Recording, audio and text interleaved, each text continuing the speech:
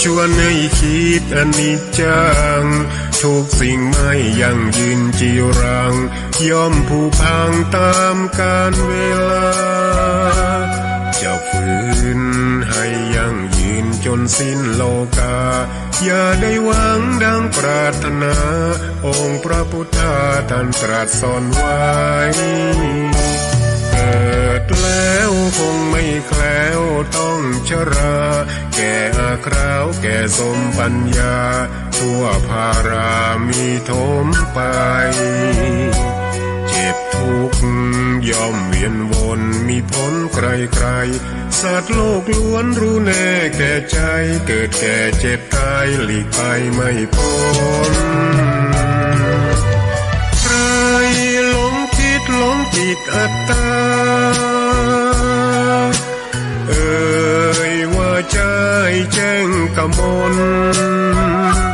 แม้นใครปลงได้คงสุขล้นชีวิตมีมองมนเกิดมาเป็นคนสมบูรณ์ดับหายเพียงร่างกายไว้ชีวาแต่กุศลผลกรรมทำมาย่อมแปลงค่ากลายเป็นทุนส่งผลให้ทุกคนเวียนวนไม่สูญสุขและทุกข์เป็นไปตามทุนที่พวกคุณได้ก่อทำมา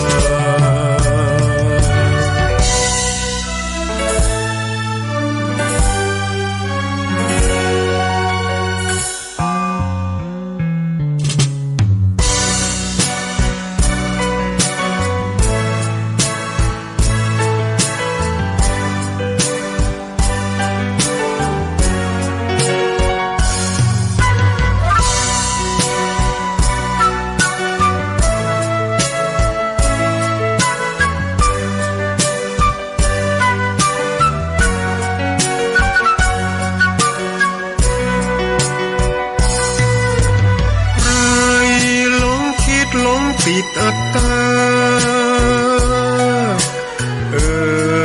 ว่าใจแจ้งกมลแม้นใครปลงได้คงสุขล้นชีวิตมีมองมนเกิดมาเป็นคนสมบูรณ์ดับหายเพียงร่างกายไว้ชีวาแต่กุศลผลกรรมทำมาย่อมแปลงค่ากลายเป็นทุนส่งผลให้ทุกคนเวียนวนไม่สูญสุขและทุกข์เป็นไปตามทุนที่พวกคุณได้ก่อทำมา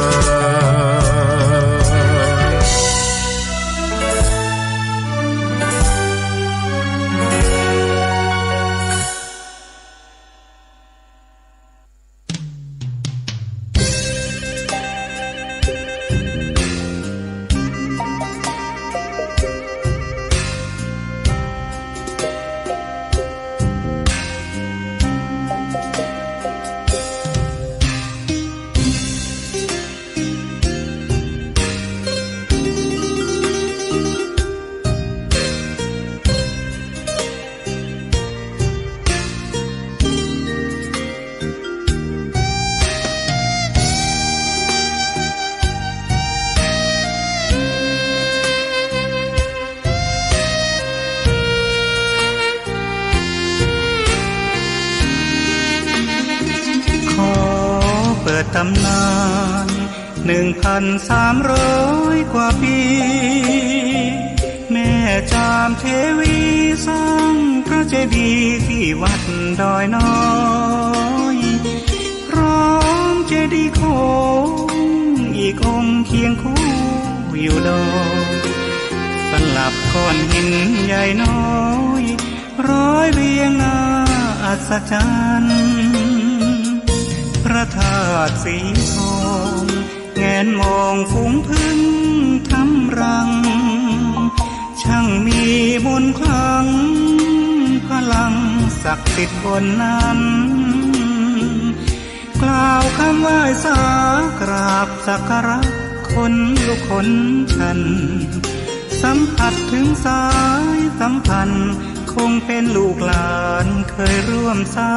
งบุญวัดดอยน้อยอยู่กลางยอดดอยโรยต่ออำเภอดอยเหล่าเขตติดต่อป่าสางลำพูน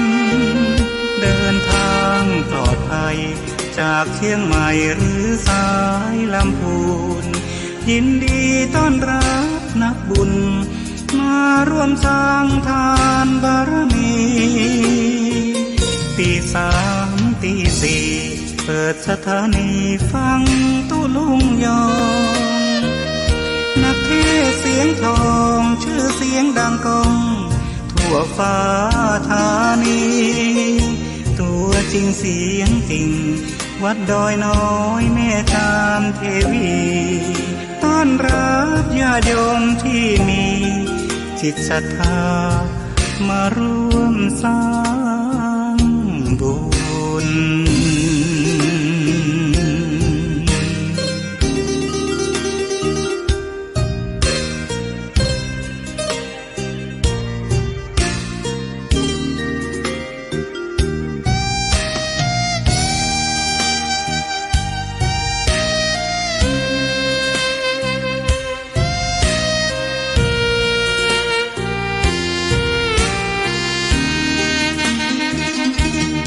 วัดดอยน้อ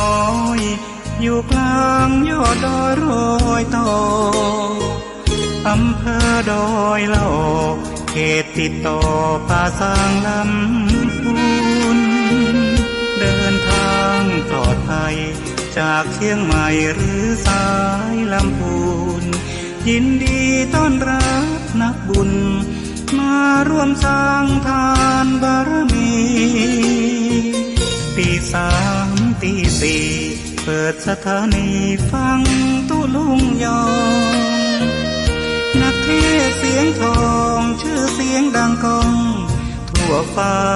ธานีตัวจริงเสียงจริงวัดดอยน้อยแม่ตามเทวีต้อนรับญาติโยมที่มีจิตศรัทธามาร่วมสร้างบุญ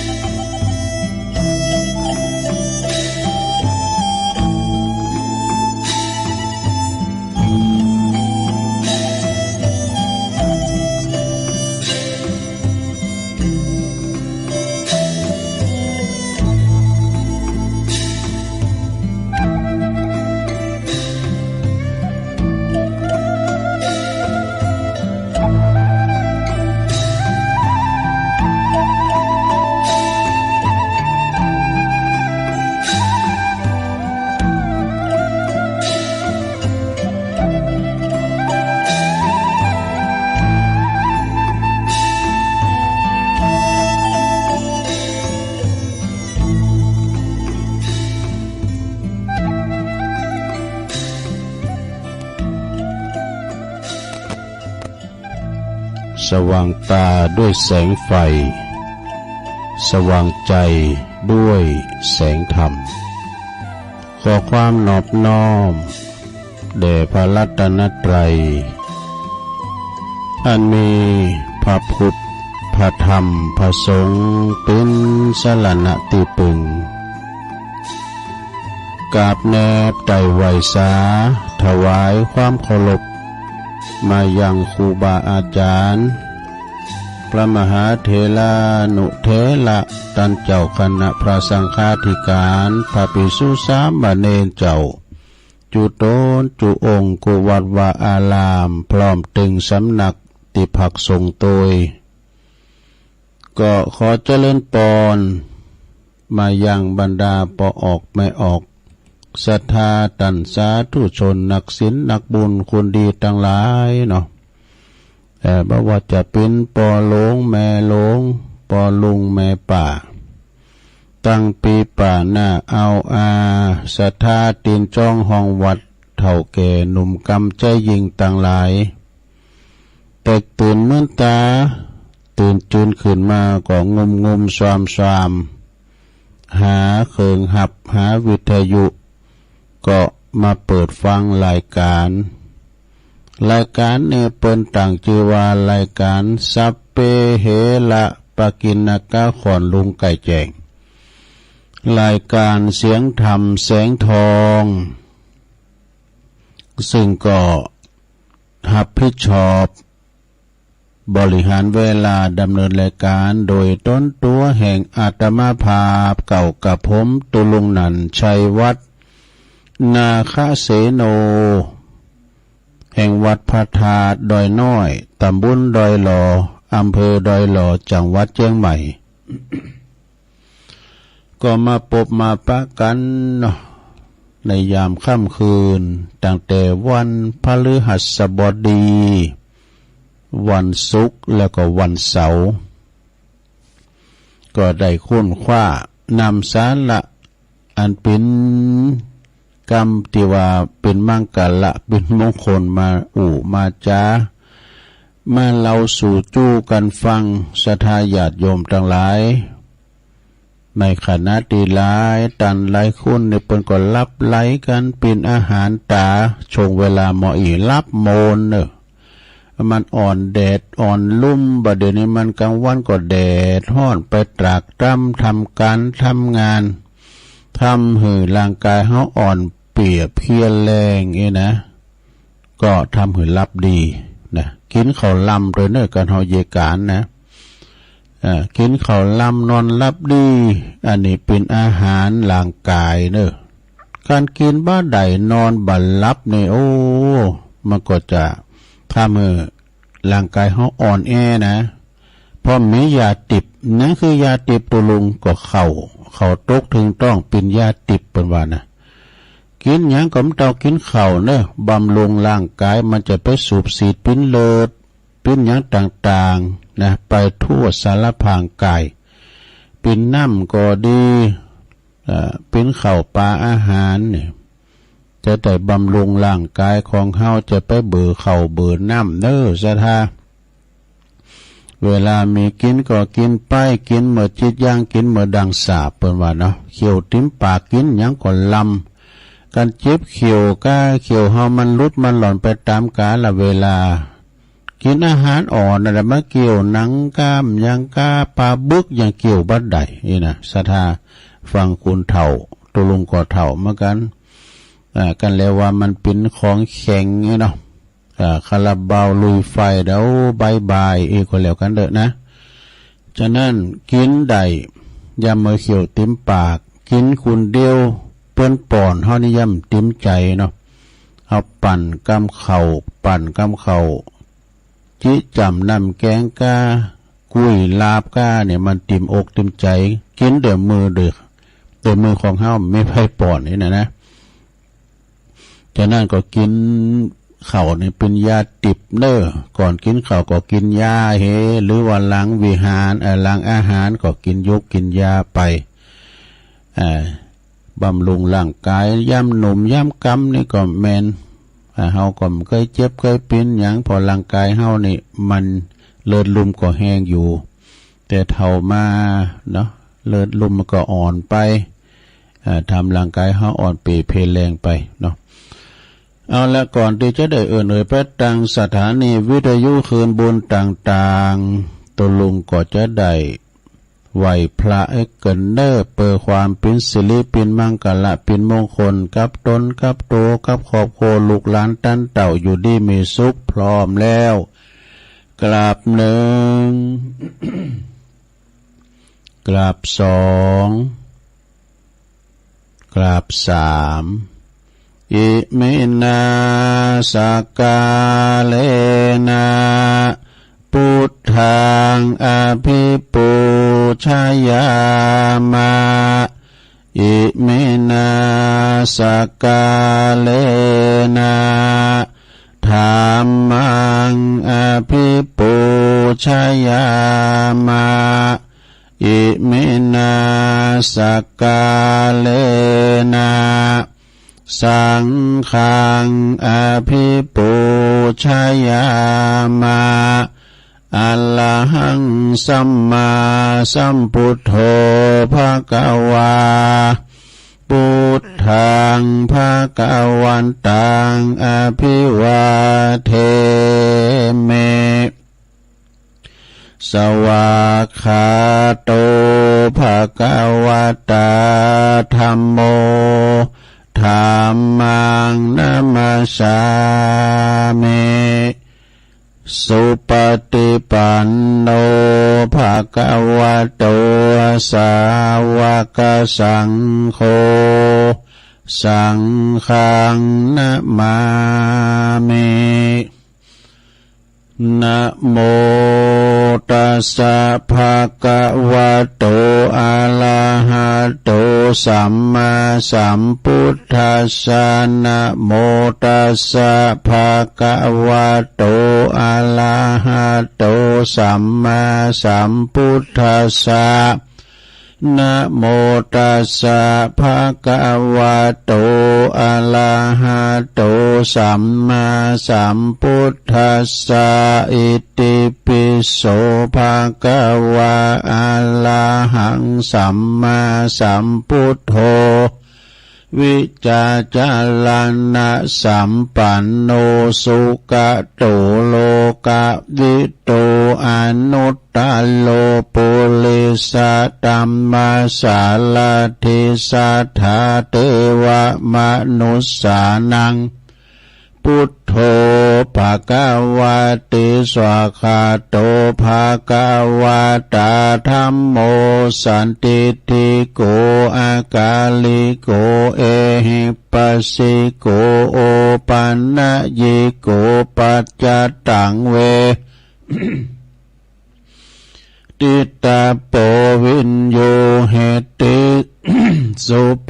ฏิปันโนภะคะวะโตสาวกสังโฆอุจจุปฏิปันโนภะคะวะโตสาวกสังโฆญายะปฏิปันโนภะคะวะโตสาวกสังโฆสามิจิปฏิปันโนภะคะวะโตสาวกสังโฆญาติตังจัตตาลิปุริสายุคาเนอัฏฐปุริสาปุคลาเอสะภะคะวะโตสาวกสังโฆอาหุนายโยปาหุนายโยตักขินายโยอัญจลิกาลานิโยอนุตตลังปุญญเขตังโลกัสสติจายันโตโพธิยามุเลสกายานังนันทิวัตันโนเอวังตวังวิจัยโยโหหิจยสุจยมังคะเลอปัลลาจิตตปันลังเกสิเสปัทวิปุคะเลอภิเสเกสัพพพุทธานังอากัปปะโตปโมทติสุนักตังสุมังคลังสุปภาตังสุโหติตังสุขันโนสุโมโหโตจะสุยิทังพรหมจาริสุปัฏฐกินังกายกัมมังวาจากัมมังปัฏฐกินังปัฏฐกินังมโนกัมมังปณิทิเตปัฏฐกินาปัฏฐกินาเนกตวันนะละพันตเถปัฏฐกิเนสัพพิติโยวิวัจจันตุสัพพะโลกวินาศตุมาเต ภาวะตวันตัลลายโยสุขีติงกายุโกภาวะอภิวาทานาสีลิสันนิจังวุตตาปัจจายโนจัตตาโลธรรมาวัฏันติอายุวันโนสุขังปะลัง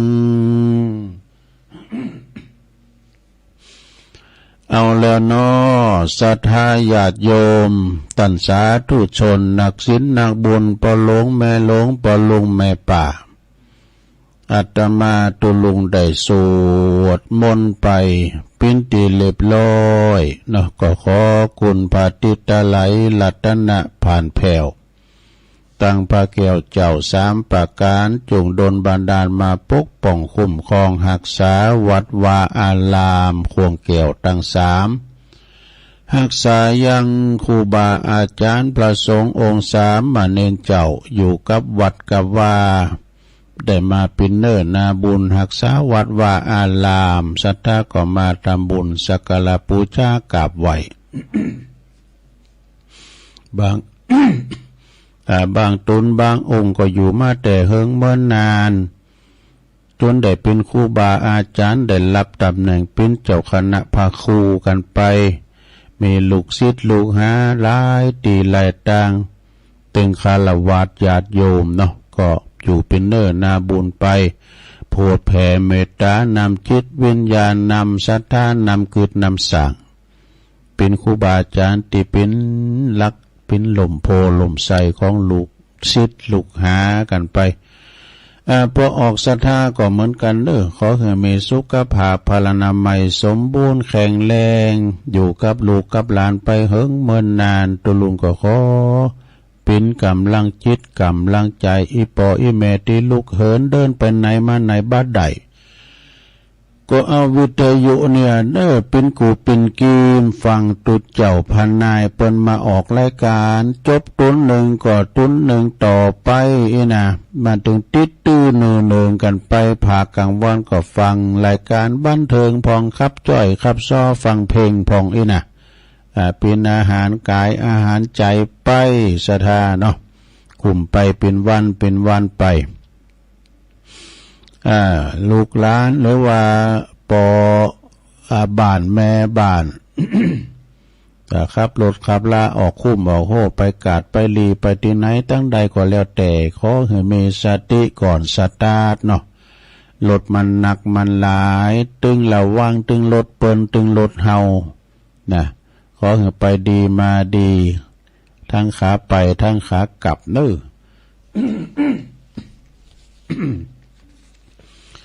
ตอนนี้ไปตุลุงก็จะได้ประกาศรายชื่อรายนามสถานีวิทยุเนาะสถานีวิทยุ ในเครือข่ายที่เปิดหับสัญญาณรายการธรรมะช่วงเวลาตั้งแต่ตี 3 ถึง 5 โมงเนาะขอขอบคุณสถานีวิทยุคลื่นพระพุทธศาสนาการศึกษาและวัฒนธรรมของวัดไฟหินตำบลสุเตปอำเภอเมืองเชียงใหม่ FM 104.50 เมกะเฮิรตซ์โดยเมตตาบารมีธรรมอาจารย์พระครูสมุวิสุวัฒน์วรกิจโจเปิ้นก็ลิงสัญญาณไปตั้งแต่ตุลุงทองจบแล้วก็ฟังเพลงบักเก่าแห่งความหลังกันไปนะย้อนยุคเพลงเก่าขอขอบคุณสถานีวิทยุคณะสงฆ์อำเภอฝางตั้งอยู่ที่วัดพระพุทธบาทอุดมน้ำบ่อสาวาสำนักวิปัสสนา FM 100.25 เมกะเฮิรตซ์โดยเมตตาบารมีธรรมหลวงปู่ท่านพระครูสุจิตานุรักษ์ด็อกเตอร์ครูบายี่แก้วเนาะเจ้าคณะอำเภอฝางวัดพระพุทธบาทอุดมขอบคุณตุปีจำเริญโชติธรรมโมตุปีสุเทพโดยนลิงสัญญาณนำรายการในสู่ตันผู้ฟังพี่น้องเมืองฟังไม่อายใส่ประการฟังกันหลงหลายขอบคุณสถานีวิทยุแดนดินถิ่นล้านนาอยู่ที่บ้านโฮงโงตำบลนำบ่อหลงอำเภอสันป่าตองFM 103.50 เมกะเฮิรตซ์ โดยคุณรุจิสมบัติเงาคำเจ้าของสถานีได้ขอบคุณสถานีวิทยุคลื่นธรรมะของชุมชนวัดห้วยตองซักตำบลคงเป้าจอมตอง FM 98.75 เมกะเฮิรตซ์โดยเมตตาบารมีธรรมอาจารย์พระครูวาปีวรมานิตโซนไต่สายไต่ก็ฟังตั้งแต่เพลงมาเหมือนกันเนาะขอบคุณสถานีวิทยุมนเสียงธรรมจากอำเภอแม่แจ่ม FM วัดบุพาราม FM 106.25 เมกะเฮิรตซ์ โดยหลวงปู่พระครูมงคลวิสิทธิ์หลวงปู่ใหญ่เฮาเนอร์เจ้าคณะอำเภอแม่แจ่มและก็ขอบคุณท่านพระปลัดอุทัยตึงสองอุทัยโดยเนอร์ที่เปิ้นได้ลิงสัญญาณไปขอบคุณสถานีวิทยุชุมชนคนเหนือเขื่อนตั้งอยู่ที่บ้านดงดำอำเภอฮอด FM 90.75 เมกะเฮิรตซ์เนอร์และก็ขอบคุณสถานีวิทยุวิทยาลัยสงฆ์นครลำปางนะวัดบุญญาวาสวิหาร FM 106.50 เมกะเฮิรตซ์โดยท่านดร.จิรศักดิ์ปันลำเจ้าเป็นผู้อำนวยการสถานีวิทยุเนอะขอบคุณอาจารย์แอมลิงสัญญาณไปพี่น้องลำปางสีคำเรดิโอตั้งอยู่ที่บ้านนาเหลืองนอกอำเภอเวียงสาจังหวัดน่านเนาะFM 92.50 เมกะเฮิรตซ์เนอะอันนี้เป็นรายนามสถานีวิทยุที่เปิ้นได้ลิงสัญญาณไปหือศรัทธาญาติโยมที่อยู่ตั้งบ้านตั้งจองได้ฟังกันส่งถึงจองถึงบ้านหลายก็หลายตุนมาออกรายการในระยะเวลาตี 3 ถึง 5 โมงก็หลายตุนด้วยกันเนาะก็ฟังกันไป รายการธรรมะธรรมะก็คือหน้าที่เฮาที่จะต้องได้มาปบมาปะกันหน้าที่เรียกว่าธรรมะก็คือหน้าที่จะอยู่กันไปฟังกันไปนะแล้วก็ตุลุงก็จะมีข่าวสารงานบุญงานกินงานตานตามวัดวาอารามต่างๆมาเล่าสู่จู้กันฟังรายการตอนเจ้านี่มันเป็นรายการของคุณเฒ่าคุณแก่ที่เปิ้นตื่นเจ้ากันนะเพราะว่าไปในไปนอกไปในก็ครูบาอาจารย์เมตตาธรรมหลวงปู่หลวงปอเขาเปิ้นก็ฟังเด้อเปิ้นก็ฟังรายการบ่ใจว่าฟังกาตุลุงฟังกูตนกูองค์พระมหาเถระเปิ้นก็ฟังนะที่เปิ้นได้ฟังบางพองเปิ้นก็ฝากข่าวสารงานบุญประกาศงานเปิ้นตัวอีกนะตุลุงกับบริการสังคมเนาะวัดวาอารามวัดใดที่เปิ้นมีการไม่งานก็ประกาศไปเป็นการกระตุ้นนะการทำบุญบ้านเฮาเมืองเฮานี่เฮาจะอยู่เดียวโดดเนาะบางทีนี่เฮาอยู่ตั้งละปูนเจียงใหม่เนาะบางทีก็โอบไผยกไปอยู่ที่อื่นที่ไกลเมืองเป่าเมืองฟางเจียงเซียนเจียงไฮเปิ้นฟังรายการบ้านเฮาได้ยินตุเจ้าต้นนั้นประกาศเปิ้นจะไม่งานเฮ้ยจะไม่งานบุญไม่งานประเพณีก็งานปล่อยโลงก็เนี่ยมันเป็นการกระตุ้นนะกระตุ้นการหรือว่าเปิ้นมีงานเด้อนะ ไปกินไปทานกัน จากนั้นก็ตุลุงกับบริการงานบุญงานกุศลให้ครูบาอาจารย์ตัวนะแต่ก็เป็นข่าวสารที่ดีเป็นข่าวสารที่มีความแน่นอนแน่ชัดบางทีตุลุงก็เอาในใบนี่มุนพองก้ามากล่าวเนาะบางทีก็เอาหั่นน้อยเน่น้อยหูข่าวเปิ้นมีกินเมตตาที่หั่นเป็นความจริงแต่บ่นะ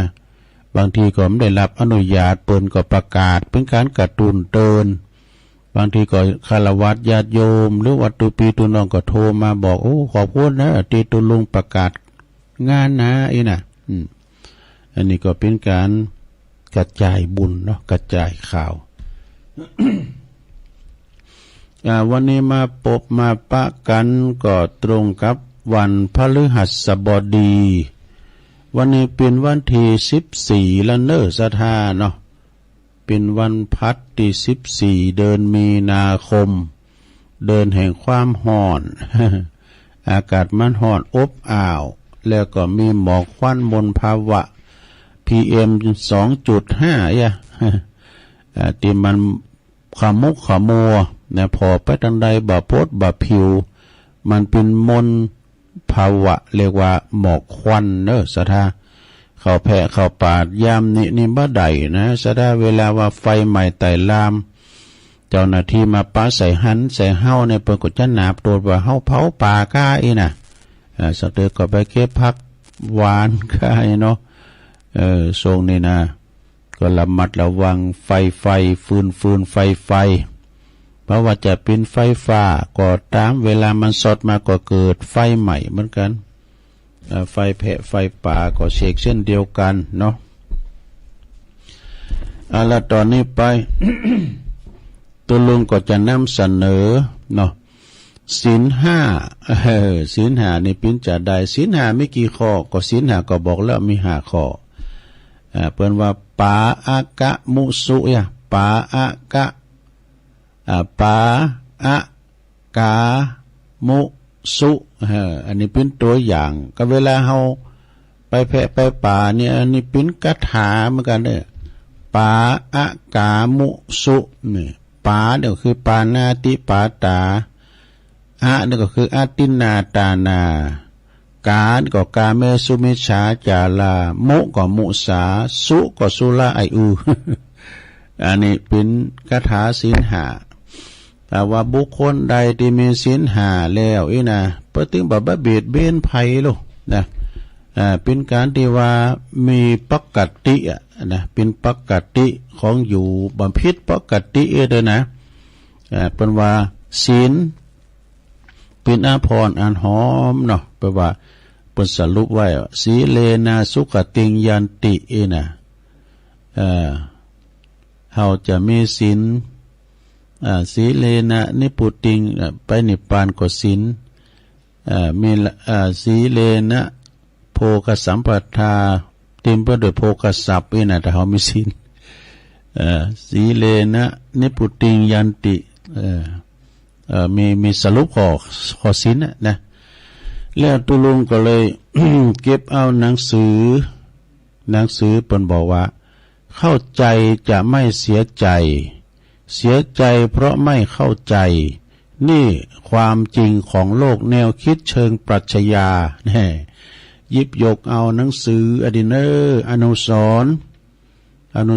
อันการทำบุญนะวัดดอนจันทร์พุ่นในพระเดชพระคุณท่านเจ้าคุณพระประชานาถมุนีเปิ้นได้รับตำแหน่งเป็นเจ้าคณะอำเภอกัลยาณิวัฒนาหลวงพ่อพระครูสาธุกิจนันท์ไปมุทิตาเปิ้นก็เลยแจกหนังสือมาตุลุงหันว่าโอ้อันนี้เป็นหนังสือที่ดีนะเนาะเอามาเผยแผ่ให้สัทธาได้ฟังกันเนาะแปลว่าปกติไม่เจริญต้องผิดปกติถึงจะเจริญ นี่คือความจริงของโลกแนวคิดเชิงปรัชญานะวัดดอนจันทร์นี่ก็ตำบลตาสาราอำเภอเมืองจังหวัดเชียงใหม่พระเดชพระคุณท่านเจ้าคุณในเป็นแปลงห้องเฮนหับนาละอ่อนกำผ้าถึงโมนซะนะตุลุงก็ได้ไปเตอนึงนะมันก็เมื่อน่ะสมัยตุปีแสงปอมแสงบ่ได้เนาะเพิ่นไปอยู่ด้วยหั่นนะไปก็ไปอันนี้กะไปขอสั่งบ่จ้ะ สมัยนั้นก็ไปโดยท่านทองจันทร์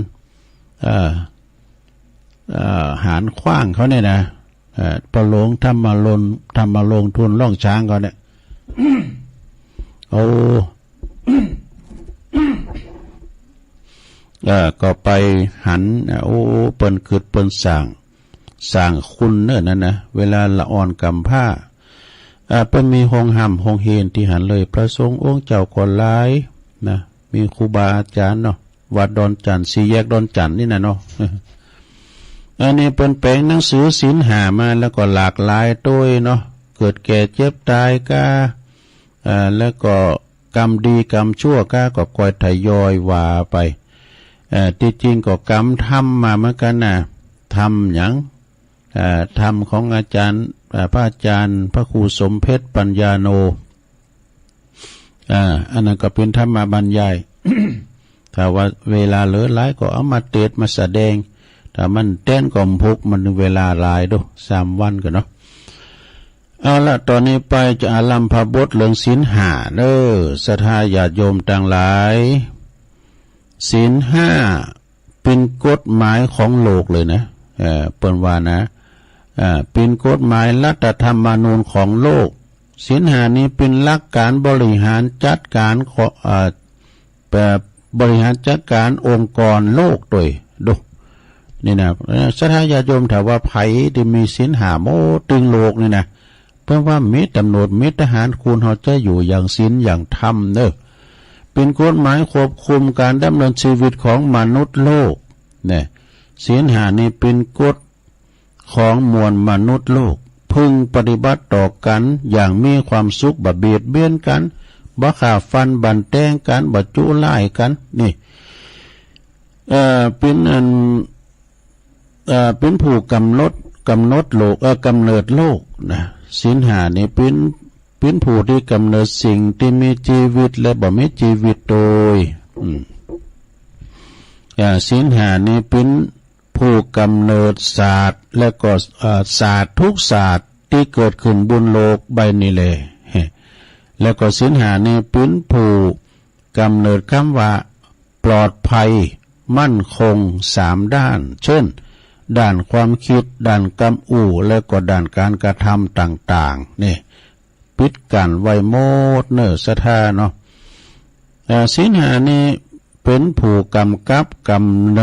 ำหนดควบคุมการกระทำ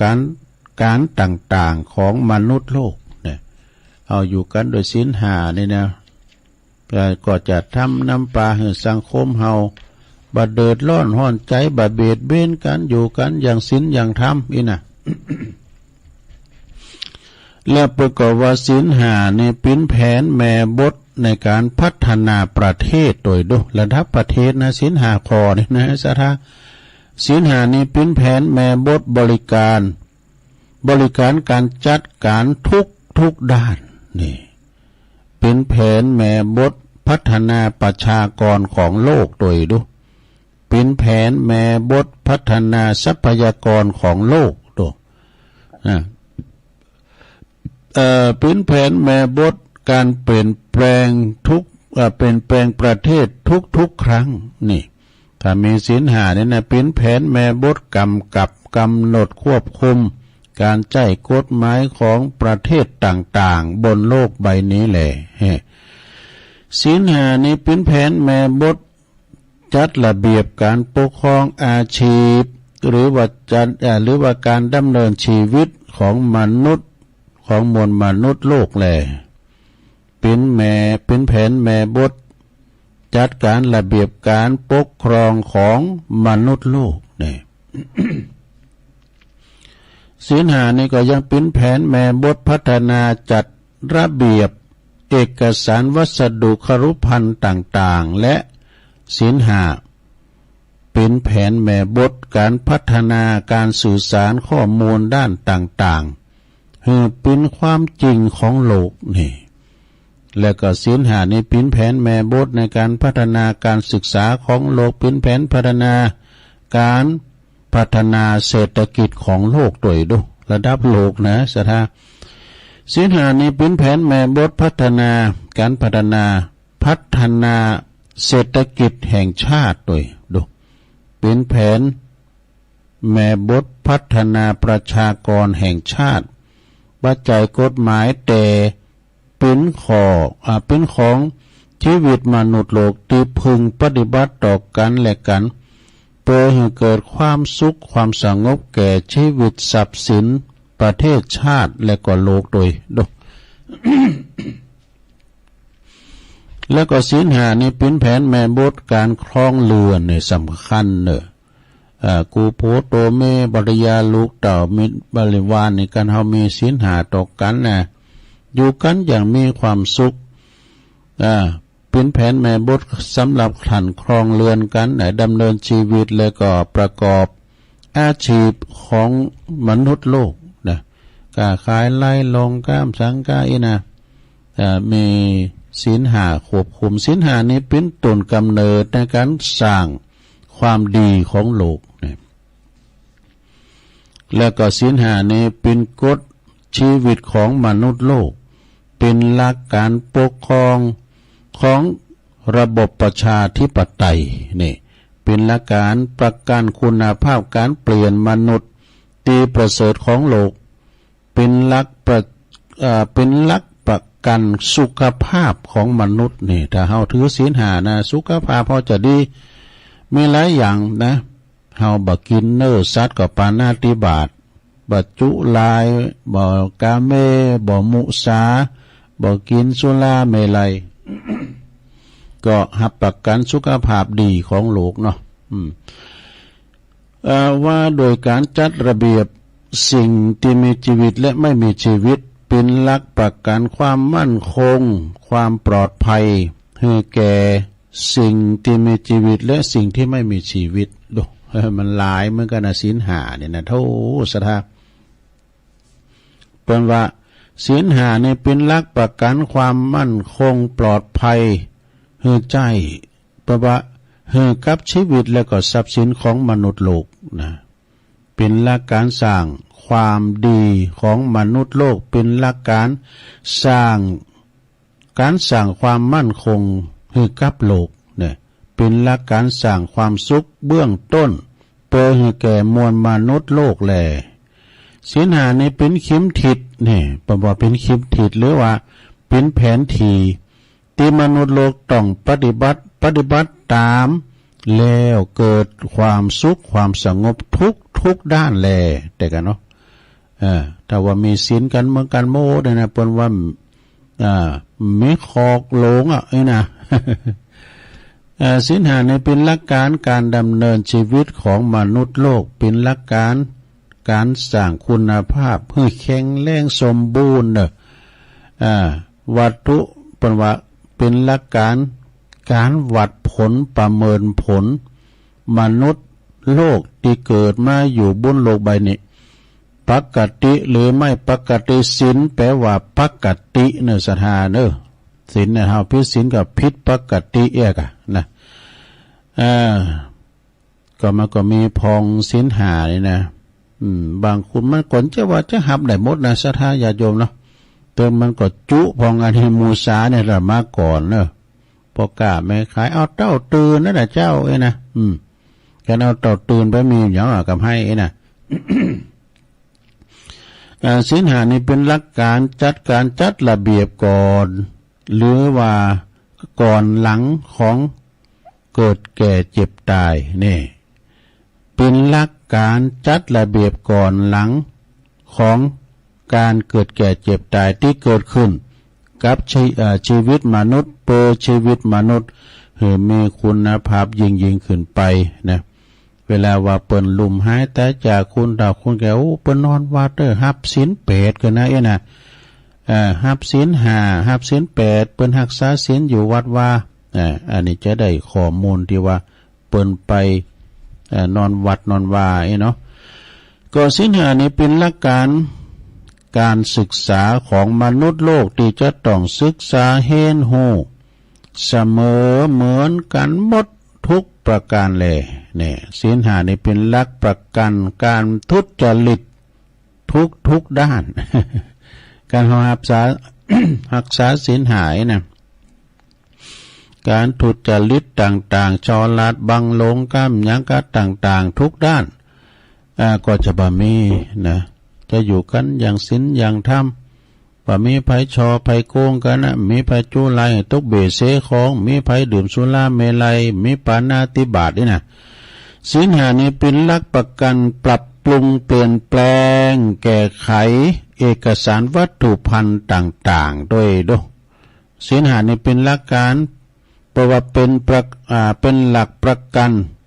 การเป็นผู้นำที่ดีของโลกผู้นำต้องมีศีลห้าหรือว่าเป็นผู้น เป็นปัจจัยแผ่นดินก็มีทศพิราชธรรมมีธรรมะ10ข้ออีนะเนาะศีล5นี่เป็นหลักประกันการเป็นบุคลากรที่ดีมีคุณภาพของโลกดศีล5นี่เป็นหลักประกันควบคุมประว่าคุณภาพขององค์กรที่ดีมีคุณภาพของโลกเป็นหลักประกันการเป็นมนุษย์ที่ดีของโลกกำจัดชำระล้างสิ่งที่ผิดปกติตีครอบงำจิตใจของมนุษย์โลกดูศรัทธาญาติโยมทั้งหลายนะ อันนี้พารณาเรื่องศีล5นะศีล5เป็นเครื่องป้องกันความชั่วนะเป็นอาวุธของนักพรตนักบวชเป็นเข็มทิศจี้ต่างเดิน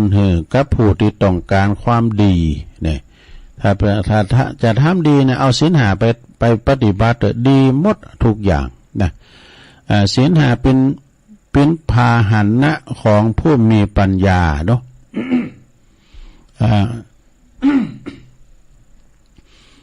เป็นอันยาหักษาโลกของผู้มีปัญญาเป็นยาหักษาโลกด้วยนะศีล5นี้เป็นการสร้างความดีเบื้องต้นขั้นกลางและก็สูงสุดของผู้ที่เจริญโดยปัญญาเป็นประวัติเป็นรัฐธรรมนูญชีวิตของมนุษย์โลกโดยโอ้เปิ้นเขียนได้ดีเปิ้นพรรณนามาได้ดีนะสถายังมีอยู่เนอะยังมีอยู่เตาก็ทำผูกนึกกันนะยาวเหมือนกันเนอะสถาเนอะอันนี้ขนาดว่าอ่านหัวข้อได้แล้วอธิบายด้วยนะศีล5นี่เป็นกฎหมายที่เป็นสากลที่สุดของโลกนะตึงโลกเนี่ยนะสมมุติว่าไผเอาศีล5ไปปฏิบัตินะโอ้บักเกิดสงครามสักเตอแล้วเนอะสัตว์ก็อยู่โซนสัตว์คุณก็อยู่โซนคุณทรัพยากรธรรมชาติไผอันตัดไม้ทำลายป่าก็เนาะเนอะศีล5นี่เป็นหลักความจริงของมนุษย์โลกนะเป็นหลักกำกับกำหนดควบคุมจัดการบรินักจัดการนักบริหารของโลกนี่ ถ้าบาภัยมีศีล5นี่เป็นสิ่งที่มีอยู่นะอยู่กับชีวิตของมนุษย์โลกทุกขณะลมหายใจเนี่ยเป็นสิ่งที่จำเป็นที่จะเป็นสิ่งสำคัญต่อการดำรงชีวิตของมนุษย์โลกขาดศีล5บ่ได้เพราะศีล5คือชีวิตของมนุษย์โลกดูให้ศรัทธาญาติโยมทั้งหลายศีล5เนี่ยมีความดีความจริงความแปลว่าความดีความจริงเป็นสิ่งที่มนุษย์โลกทุกคนต้องการและก็แสวงหาเด้อความดีความจริงนั้นเกิดขึ้นกับชีวิตของตนแลศีล5นี่เป็นความดีที่อยู่กับชีวิตของมนุษย์โลกตลอดเวลาแล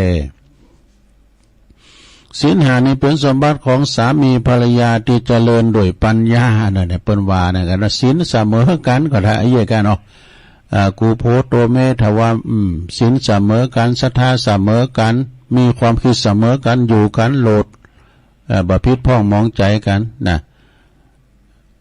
ศีล5นี่เป็นสมบัติของบุตรธิดาที่เจริญโดยปัญญาครอบครัวที่มีศีลมีธรรมแม่เนาะศีล5นี่เป็นสมบัติของหนุ่มสาวที่เจริญโดยปัญญาเป็นสมบัติของนายจ้างและก็ลูกจ้างที่เจริญโดยปัญญานะการได้มาซึ่งอำนาจการรักษาซึ่งอำนาจการใจซึ่งอำนาจผู้นำนั้นจะต้องประกอบด้วยศีล5ถูกต้องเนาะนะจะต้องประกอบด้วยศีล5โดย การได้มาซึ่งอำนาจเกิดคำว่ามั่นคงการรักษาซึ่งอำนาจการเกิดคำว่ายั่งยืนการใช้อำนาจเกิดคำว่างดงามเป็นที่ยอมรับแก่สาธารณชนแลเนี่ยการได้มาซึ่งอำนาจของบุรุษสตรีผู้ใดชอบด้วยศีล5นะ ยอมเป็นที่ยอมรับแก่สาธารณชนโลกแลศีลห้าเป็นหลักเป็นหลักการจัดการบริหารทรัพย์สินของแผ่นดินเป็นกฎหมายการปกครองของมนุษย์โลกที่บ่สามารถเปลี่ยนแปลงนะศีลห้าเป็นหลักกำกับกำหนดควบคุมบุคคลติดใจกฎหมายเพื่อให้เกิดความยุติธรรมมนุษย์มวลมนุษย์โลกแลเนี่ยศีลห้านี่ก็เป็นบทบัญญัติเบื้องต้นที่มวลมนุษย์โลกพึงปฏิบัติต่อกันและกันอย่างดีนะบ่เบียดเบียนกันแล้วก็เป็นหลักการปกครองของมนุษย์โลกที่เป็นสากลที่สุดของโลกนี่เป็นกฎหมายสิ่งแวดล้อมของโลกโดยเป็นกฎหมายเพราะว่าเป็นกฎหมายนิติศาสตร์เป็นกฎหมายอันของรัฐศาสตร์โดยโอ้มีมากมายนะลงเลยยังมีอยู่นะมีทำหน้าเนี่ยอดเอาเนาะก็กรรมดีๆทางนั้นนะพารณาศีลห้าอย่างเดียวนะสถายังว่าหนักอยู่เนอสถาเนาะฟังกันไปเถอะเนอศีลห้านี้เป็นกฎหมายสิทธิมนุษยชนของโลกนี่ศีลห้านี้เป็นกฎหมายของสาธารณสุขที่เป็นหับประกันเป็นข้อไว้นะสาธารณสุขก็คือเป็นคอยห่วงใยกับอันสรีระร่างกายของคนเฮานะเป็นว่าถ้าเฮามีศีลห้านี่ก็จะกฎหมายสาธารณสุขก็เฮาเจ็บป่วยเมื่อไข้ก็ไปนโรงยุกโรงยาเนาะไปคลินิกกะโรงยุกโรงยากะอีน่ะมันเจ็บไข้พร้อมๆยาโหมันกินเหล้านักแล้วเนี่ยน่ะเปิ้นก็จะก็นี่ย่างเด้อนะก็นี่ย่างเลยนะศีลห้านี่เป็นกฎหมายที่กำกับกำหนดควบคุมบุคคลที่ใจอำนาจกฎหมายเพื่อให้กฎหมายเกิดความยุติธรรมนี่ว่าโดยการจัดระเบียบการอยู่รวมกันของประชากรของโลกเพื่อให้เกิดสันติสุขแก่มนุษย์โลกแลเนี่ยเป็นกฎหมายของการสื่อสารทุกด้านแลแล้วก็เป็นศีลห้านี้เป็นกฎทรัพย์สินทางปัญญาของโลกเป็นนั่นกฎหมายว่าโดยการจัดซื้อจัดจ้างของโลกเนี่ยเป็นกฎหมายความมั่นคงของโลกเป็นความสุขของมนุษย์โลกเป็นเหตุให้เกิดความดีความงามแก่ชีวิตมวลมนุษย์โลกดีทั้งนั้นนะสดาเป็นเหตุให้เกิดความสงบล่มเย็นแก่ชีวิตของมวลมนุษย์โลกแต่ก็เนาะถ้ามีศีลห้านี่บ่มีสงครามนะศีลห้านี้เป็นเหตุให้เกิดความปลอดภัยแก่ชีวิตของมวลมนุษย์โลกนะเป็นเหตุให้เกิดความสุขแก่มวลมนุษย์โลกแล้วก็เป็นเหตุให้เกิดความยั่งยืนแก่ชีวิตมวลมนุษย์โลกรักษาสิ่งแวดล้อมให้เกิดความสมบูรณ์สมดุลกันปกป้องรักษาชีวิตของมนุษย์โลกรักษาสิ่งแวดล้อมกับสิ่งแวดล้อมก็ถึงปัจจุบันเนี่ยสดาเนาะบางคนเนี่ยเขาแพะเข้าป่านี่ก็ก็หวังใจว่าจะไปเผาป่าไปเผาป่าใกล้นะแล้วเกิดมลภาวะกับมันควันอย่างแต่ก็เนี่ยก็มันจะอย่างอี้ล้ำเหลือนะเฮาก่อนเฮาเตี้ยวเนาะสมัยเตี้ยวไปแอวงานตีหันตีหนีนะปีกมาเนี่ยมันคืนนะเฮาหันนะหันดอยนะไฟใหม่ดอยหันไฟอยู่นะเล่มก่อนนี่เปิ้นย่ำล้นนั่นลงกันเนาะไฟมันก็ใหม่กูปีใหม่นอนขอนตาวมันก็ใหม่ไฟใหม่ดอยนั้นลามปามไปนะแดงอย่างเฮาเปิ้นพออย่าเปิ้นเปิดไฟเนี่ยหันอยู่นะอยู่ใกล้ๆก็หันอยู่แต่ก่อนนี่เปิ้นบ่ล้นนั่นลงแต่ว่าเนาะไฟมันก็ใหม่กูปีบ่เดี๋ยวนี้บ่ได้มันเป็นมลภาวะมันเกิดหมอกควันนะปกป้องรักษาชีวิตมวลมนุษย์โลก รักษาทรัพย์สินของมวลมนุษย์โลกนะศีล5เนี่ยปกป้องคุ้มครองรักษาครอบครัวเพื่อเกิดความยั่งยืนและใคร่ปรองดองซึ่งกันและกันเป็นครอบครัวที่อบอุ่นด้วยศีล5ศีล5นี้เป็นผู้กำเนิดโลกได้แก่สิ่งที่มีชีวิตและไม่มีชีวิตเนอะเป็นผู้กำเนิดมนุษย์และสัตว์สร้างแนวคิดให้เกิดความสมบูรณ์ต่อกันและกันเนอะศรัทธาเป็นหลักฐานการทำคุณงามความดีการสร้างความดีของมนุษย์โลกบ่ต้องคืนอย่างนั้นถ้าว่ามีศีล5เป็นเบื้องต้นหมู่นั้นดีหมดศรัทธาศีล5นี่เป็นบทบัญญัติชีวิตของมนุษย์โลกเปิ้นว่าปฏิบัติตามหลักศีล5ชีวิตมนุษย์โลกผู้นั้นก็ปกติศีลคือปกติกายวาจาใจนะศีล5นี้เป็นเหตุให้กำเนิดโลกใบนี้เป็นเหตุให้กำเนิดสิ่งที่มีชีวิตสิ่งที่ไม่มีชีวิตดูศรัทธาญาโยมเอาหนังสือนี่ดีนักแลเด้อศรัทธาเอาว่าไปแถมหน่อยนึงอยู่มีอยู่เด้อศรัทธาดูแถม2หน้ากันนะเต้นจบอยู่กะศีล5นี่เป็นหลักกำกับกำหนดควบคุมบุคคลตีกำกับกฎหมายด้วยนะเพื่อให้เกิดความยุติธรรมแก่ตนและก็บุคคลอื่นเนี่ยแก่ตนเองและบุคคลอื่นนะศีล5นี่ยังเป็นกฎหมายที่เป็นสากลที่สุดของโลกเป็นกฎหมายหลักของโลกเป็นกฎหมายที่เปลี่ยนแปลงใดบ่ได้เป็นเปลี่ยนแปลงบ่ได้และก็บ่สามารถที่จะเปลี่ยนแปลงตัวเนี่ยเป็นกฎหมายการปกครองของมนุษย์และเทวดาแปลเทวดาบุญนาโลกเป็นผู้กำเนิดโลกศีลข้อที่1นี่บ่คือขาดสัตว์ตัดชีวิตเป็นผู้กำเนิดสิ่งที่มีชีวิตและก็บ่มีชีวิตนี่เป็นการพัฒนาหรือการเปลี่ยนแปลงไปสู่ความดีความงามเป็นกฎข้อหรือข้อบังคับของมนุษย์โลกที่มนุษย์โลกต้องปฏิบัติเป็นหลักการปกครองของตนเองเป็นหลักการจัดระเบียบประชากรโลกและก็จัดการบริหารทรัพยากรมนุษย์โลกและก็การดำเนินชีวิตในการดำรงชีวิตของมนุษย์โลกเป็นหลักการสร้างสันติสุขสร้างความสงบสุขแก่มวลมนุษย์โลกไม่ได้เบียดเบียนกันเป็นหลักการสร้างความปรองดองสร้างความสามัคคีให้สร้างเกิดสันติสุขแก่โลกเป็นหลักการสร้างความปลอดภัยมั่นคงแก่โลกเป็นการสร้างความยั่งยืนสร้างความงอกงามให้แก่โลกแล้วก็เป็นผู้กำกับก็คือผู้กำกับผู้ควบคุมดวงชะตาชีวิตของมนุษย์โลกเป็นหลักการในการสร้างคุณงามความดีสร้างความยุติธรรม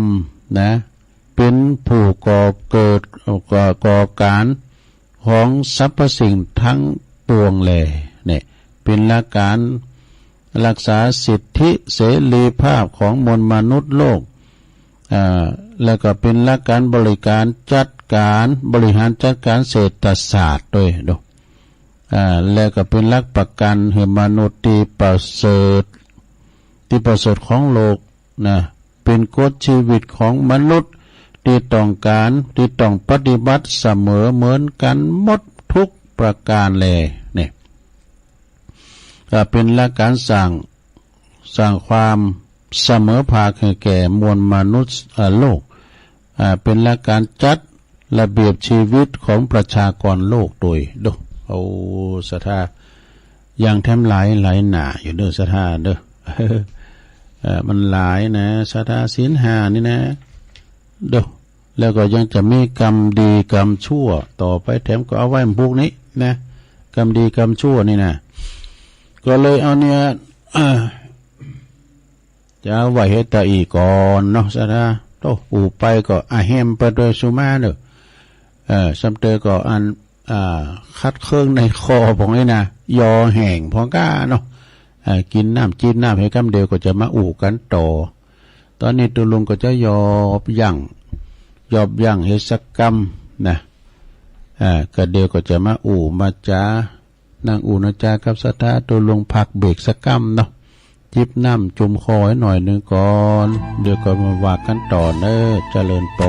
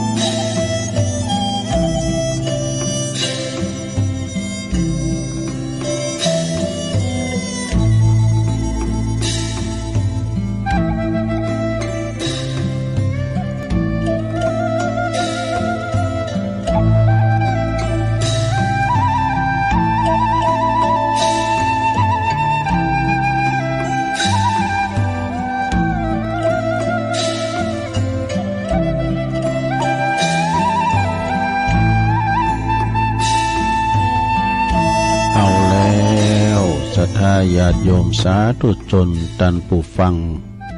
ต่างหลายเนาะตัวลุงก็เดินไปเดินมายืดสินยืดสายแล้วก็จิบน้ำจุ่มคอมาอู่กันต่อขยับขยายกายใจเรียบร้อยก็มานางอู่นางจากับพอออกศรัทธาเป็นชั่วโมงที่2ขณะนี้ตันตั้งหลายกำลังฟังรายการสัพเพเหระปากิณากะขอนลุงไก่แจ้งรายการเสียงธรรมแสงทองวันพัดวันศุกร์วันเสาร์รับผิดชอบดำเนินรายการโดยต้นตัวแห่งตุลุงยองเนาะมาเป็นการอนุรักษ์วรรณกรรมภาษาเฮาตยนะภาษายองจากป่าสร้างหลับปูนเด้อข้ามน้ำปิงมาอยู่ศูนย์เปิ้นกับเปิ้นอยู่ที่ลาวเนาะเจ้ายองนี่จะอูบจะจานคุณเมืองไม้นะว่าเปิ้นปากเล่าไว้นี่ ความจริงใจเป็นอู่เมืองแต่คุณยองแล้วว่าอู่เล่าไว้น่ะอู่เล่าหมายความว่าอู่เล่าเหมือนจะยองสักคำก็เป็นการอนุรักษ์ด้านภาษาละยองถ้ายองบ่อู่ละไผจะมาอู่เพราะว่ากำยองมีมาแต่ไทยลูกหลานจะไปได้ลืมลาเด้อแต่เฮาบ่ฮักลืมอู่ลืมจาแล้วไผที่ไหนจะมาสืบต่อประเด็นนี้มันเป็นไทยกันไปหนักหนาสระมันกายพันธุ์ แต่เฮาหันว่าอันที่เปิ้นกายพันธุ์ที่เปิ้นอนุรักษ์ในการนุ่งห่มก็ดีพี่น้องปะกะยอกาพี่น้องตังไตกันเนี่ยเป็นนุ่งผ้าสีฉูดฉาดนะเฮาพอนะปัจจัยก็นุ่งไปแบบนึงแม่ยิงก็นุ่งไปแบบเปิ้นนุ่งสินเนอะแม่ยิงนะสีฉูดฉาดก้าเนี่ยเนาะศรัทธาพอเราเปิ้นอนุรักษ์นะมีการมีงานเปิ้นก็มีวัฒนธรรมเปิ้นฟ้อนโตก้าฟ้อนนกก้าเนี่ยเปิ้นจะมีอย่างนั้นเนาะละศรัทธาญาติโยมตอนนี้ไปตุลุงก็จะเอาขอคิดเรื่องลูกหากอ หากอไม่หยังปลาล่ำลองฟังผลเนอศรัทธาเด้อเป็นการหักว่าความหักของแม่นี่บ่มีการจืดจางนะของลูกนี่ลูกจะปิ้นจะได้ปิ้นจิโกฮิโปฮิปี้หยังหักบ่ละหักไว้ก่อนเกิดมานี่มันจะปิ้นคุณดิบดีก้านี่มันก็ถึงหักไว้ก่อนหักของปอของแม่เนาะหักลูกหักกอหรือว่าความหักของแม่ของปอนี่บ่จืดจางฟังพอนะความรักของแม่เป็นความรักที่ไม่จืดจางแต่กันเนาะรักไม่จืดไม่จางก็คือรักพ่อรักแม่รักของปอของแม่นี่นะแม่ว่าลูกของเฮาเนี่ยจะลูกชั่วเลวทรามยากดีมีจนพิกลพิการยังใดก็ตามเนอะแม่ก็ยังหัก ไม่เสื่อมคลายเนี่ยความหักของปอของแม่เป็นหักบริสุทธิ์เนอลูกเต่าเหล่าล้านเลนตัวอย่างแม่ตินนอนอยู่เฝ้าลูกอยู่ห้องพยาบาลเนี่ยใช่ไหมแม่กดตุลุงก็ไปหันเนาะปูเปิ่นคอยพะวัวพะวังปิ้นหงปัดลุงก็มีแต่ก็ย่าผ่าไปปัดอยู่หันในหงยานะโกยุ่งมาครบนะปิ้นหงอยู่ห้องพยาบาลเฝ้าลูกคนอื่นอาจจะมาเยี่ยมก็2 วัน 3 วันมาเตอหนึ่งแต่ว่านะแม่นี่เฝ้าอยู่ทุกเวลานาทีบางบางทีนี่ก็ไปลูกไปติดคุกติดตารางนี่นะมันจะไปติดตัวมันได้นะเอาหัวใจแม่ไปติดหอกด้วย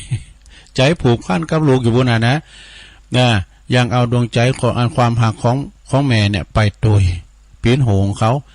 แล้วก็คุณแม่ก็ร้องไห้เนี่ยปีนโหงอาภัยเหือลูกเสมอมีคำกลอนบทหนึ่งเปิ้นบอกว่าอีเนี่ยลงเนอะ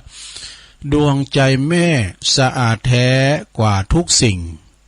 ดวงใจแม่สะอาดยิ่งกว่าสิ่งไหนดวงใจแม่สะอาดเกินกว่าสิ่งใดดวงใจแม่มีไว้เพื่อลูกเอ่ยนี่กินความไกลกว่างเนอะชะตาเนอะอูดถึงความตุกของปอของแม่มี3 อย่างโยมตุกปอตุกแม่มี3 อย่าง3 ประการโดยเน้นข้อ3นะข้อ3ว่าลูกทำชั่วทำเหือปอแม่ตายก่อนนอนตาบ่หลับเนอะนะก็จะมีคำกลอนความหวังของปอของแม่แถมประกอบไปโดยแถมบทหนึ่งเปิดว่าความตุกปอแม่นะความตุกปอแม่มี1ตุกเพราะบ่มีลูกนี่2ตุกพอลูกตาย3ตุกพอลูกชั่ว 3 อย่างก็กินความกว้างนะซะนะบางคนนี่เคยได้ลูกแต่เนอคุณกับปนมีอันจะกินลำรวยอยู่เหมือนกันแต่ว่านี้ผู้สืบสกุลเนี่ยนะตุกเพราะบ่มีลูกแต่ก็ไปบนบานสันกล่าวก้าขอกับเต้ว่าบุตรเต้ว่าดาขอกับเก้าไม่ใหญ่ไม่หลงอธิษฐานจิตกับหลวงพอหันหลวงพอหนีนะกันเพิ่นประทานหือใดก็ดีแต่นะเนี่ยนะอันนี้ก็คือว่าตุกพร้อมมีลูกตุกที่2แล้วตุกเพราะลูกตายเมื่อมีปิ้นเกี่ยวเป็นกุ้นเล่งใหญ่หน้ากาบ้านอายุตั้งแต่ก็10 ปลาย20 ปลายเป็นวัยรุ่นไปอุบัติเหตุก็มีเรียกว่าไปคบหมู่คบแว่นยกโพกทำประหารกันลุ่มหายตายจากอันนี้เป็นเรียกว่าลูกตายก็เป็นตุกนะปรากฏว่าลูกได้ไปก่อนก่อนแม่ได้ส่งสการต้านขาบลูกอีน่ะเนาะหลุมได้จุงจุงแม่เข้าไปเหี่ยวซะกำนี่น่ะ3ลูกทุกข์เพราะลูกชั่วอันลูกโชตัวดำเนี่ยมันบ่ดีแต่เนาะสะดาเนาะเป็นอย่างได้ก็เดี๋ยวฟังบทหน้าแถมกรรมหนึ่งนะความหวังของพ่อแม่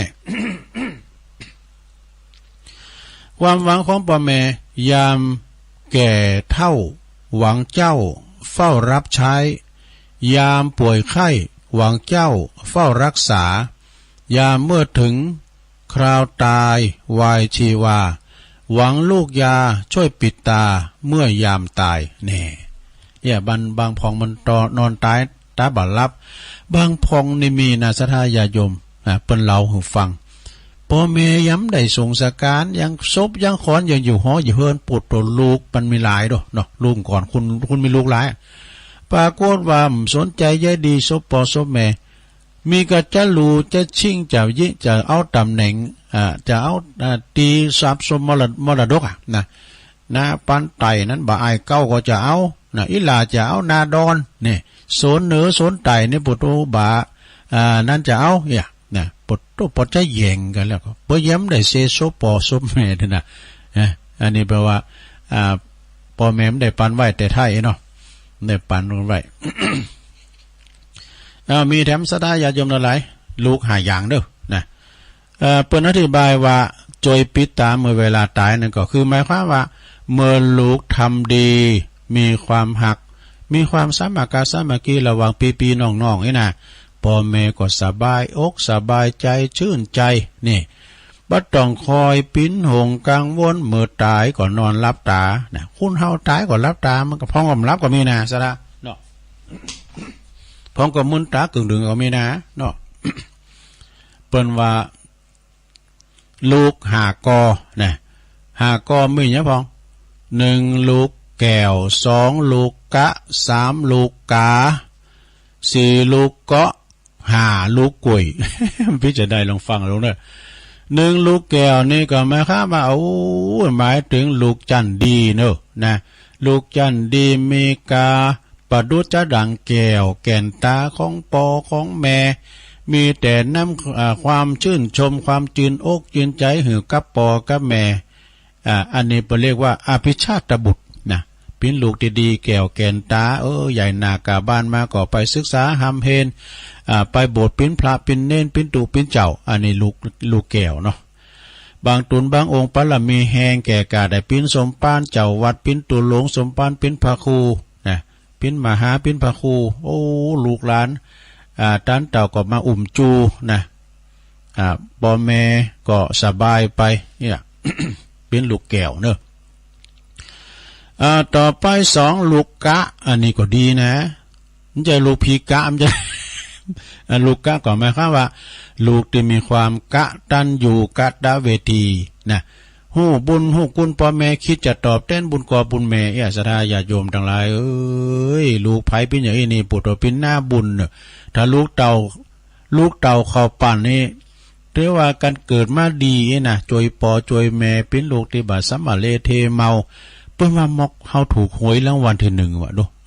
เนาะตุลุงก็จำกรรมเปิ้นมานะฮู้คุณตอบแทนบุญคุณน่ะลูกกตัญญูนี่นะบ่สั่งความซอกซ้ำหือแก่ปอแก่แม่นะบ่ทำความหวังของปอของแม่พังทลายจัดเป็นลูกอนุชาตบุตรอันนี้ก็ดีนะบุตรที่ดีเสมอปอ เสมอปอเสมอแม่ต่อไปลูกกาเหรอลูกกานี่หมายถึงอย่างหมายถึงคือลูกที่สร้างแต่ปัญหาเอาแล้วอันนี้มันเขาทาเนี่ยต่างที่3ไปนะลูกกาเนี่ยหมายถึงลูกที่สร้างแต่ปัญหามาหือปอหือแม่นำมาซึ่งความขืนขมตรมตรอมตรอมอกตรอมใจแก่ปอแก่แม่เป็นโจรดูเป็นโจรปล้นสมบัติปอสมบัติแม่นะเผาผลาญอันนี้เป็นว่าน่ะลูกปอแม่มันตายกินขวางโบขวางบะเวลาปอแม่ตายละปิ้นบ่หอยน้อยจาหมดอันใดก็ขายกินอันใดก็ขายกินเนี่ยปิ้นตีปิ้นแต้มบะหักษาทรัพย์มรดกตกทอดของปอของแม่ไว้ปิ้นของคนอื่นไปหมดนี่เผาผลาญทั้งที่พ่อที่แม่ยังไม่ตายเนี่ยย่ำตายแล้วนะอดต้มเมาเหล้าเมายามาบ้าหาขอใช้ตังค์สัก500หรอ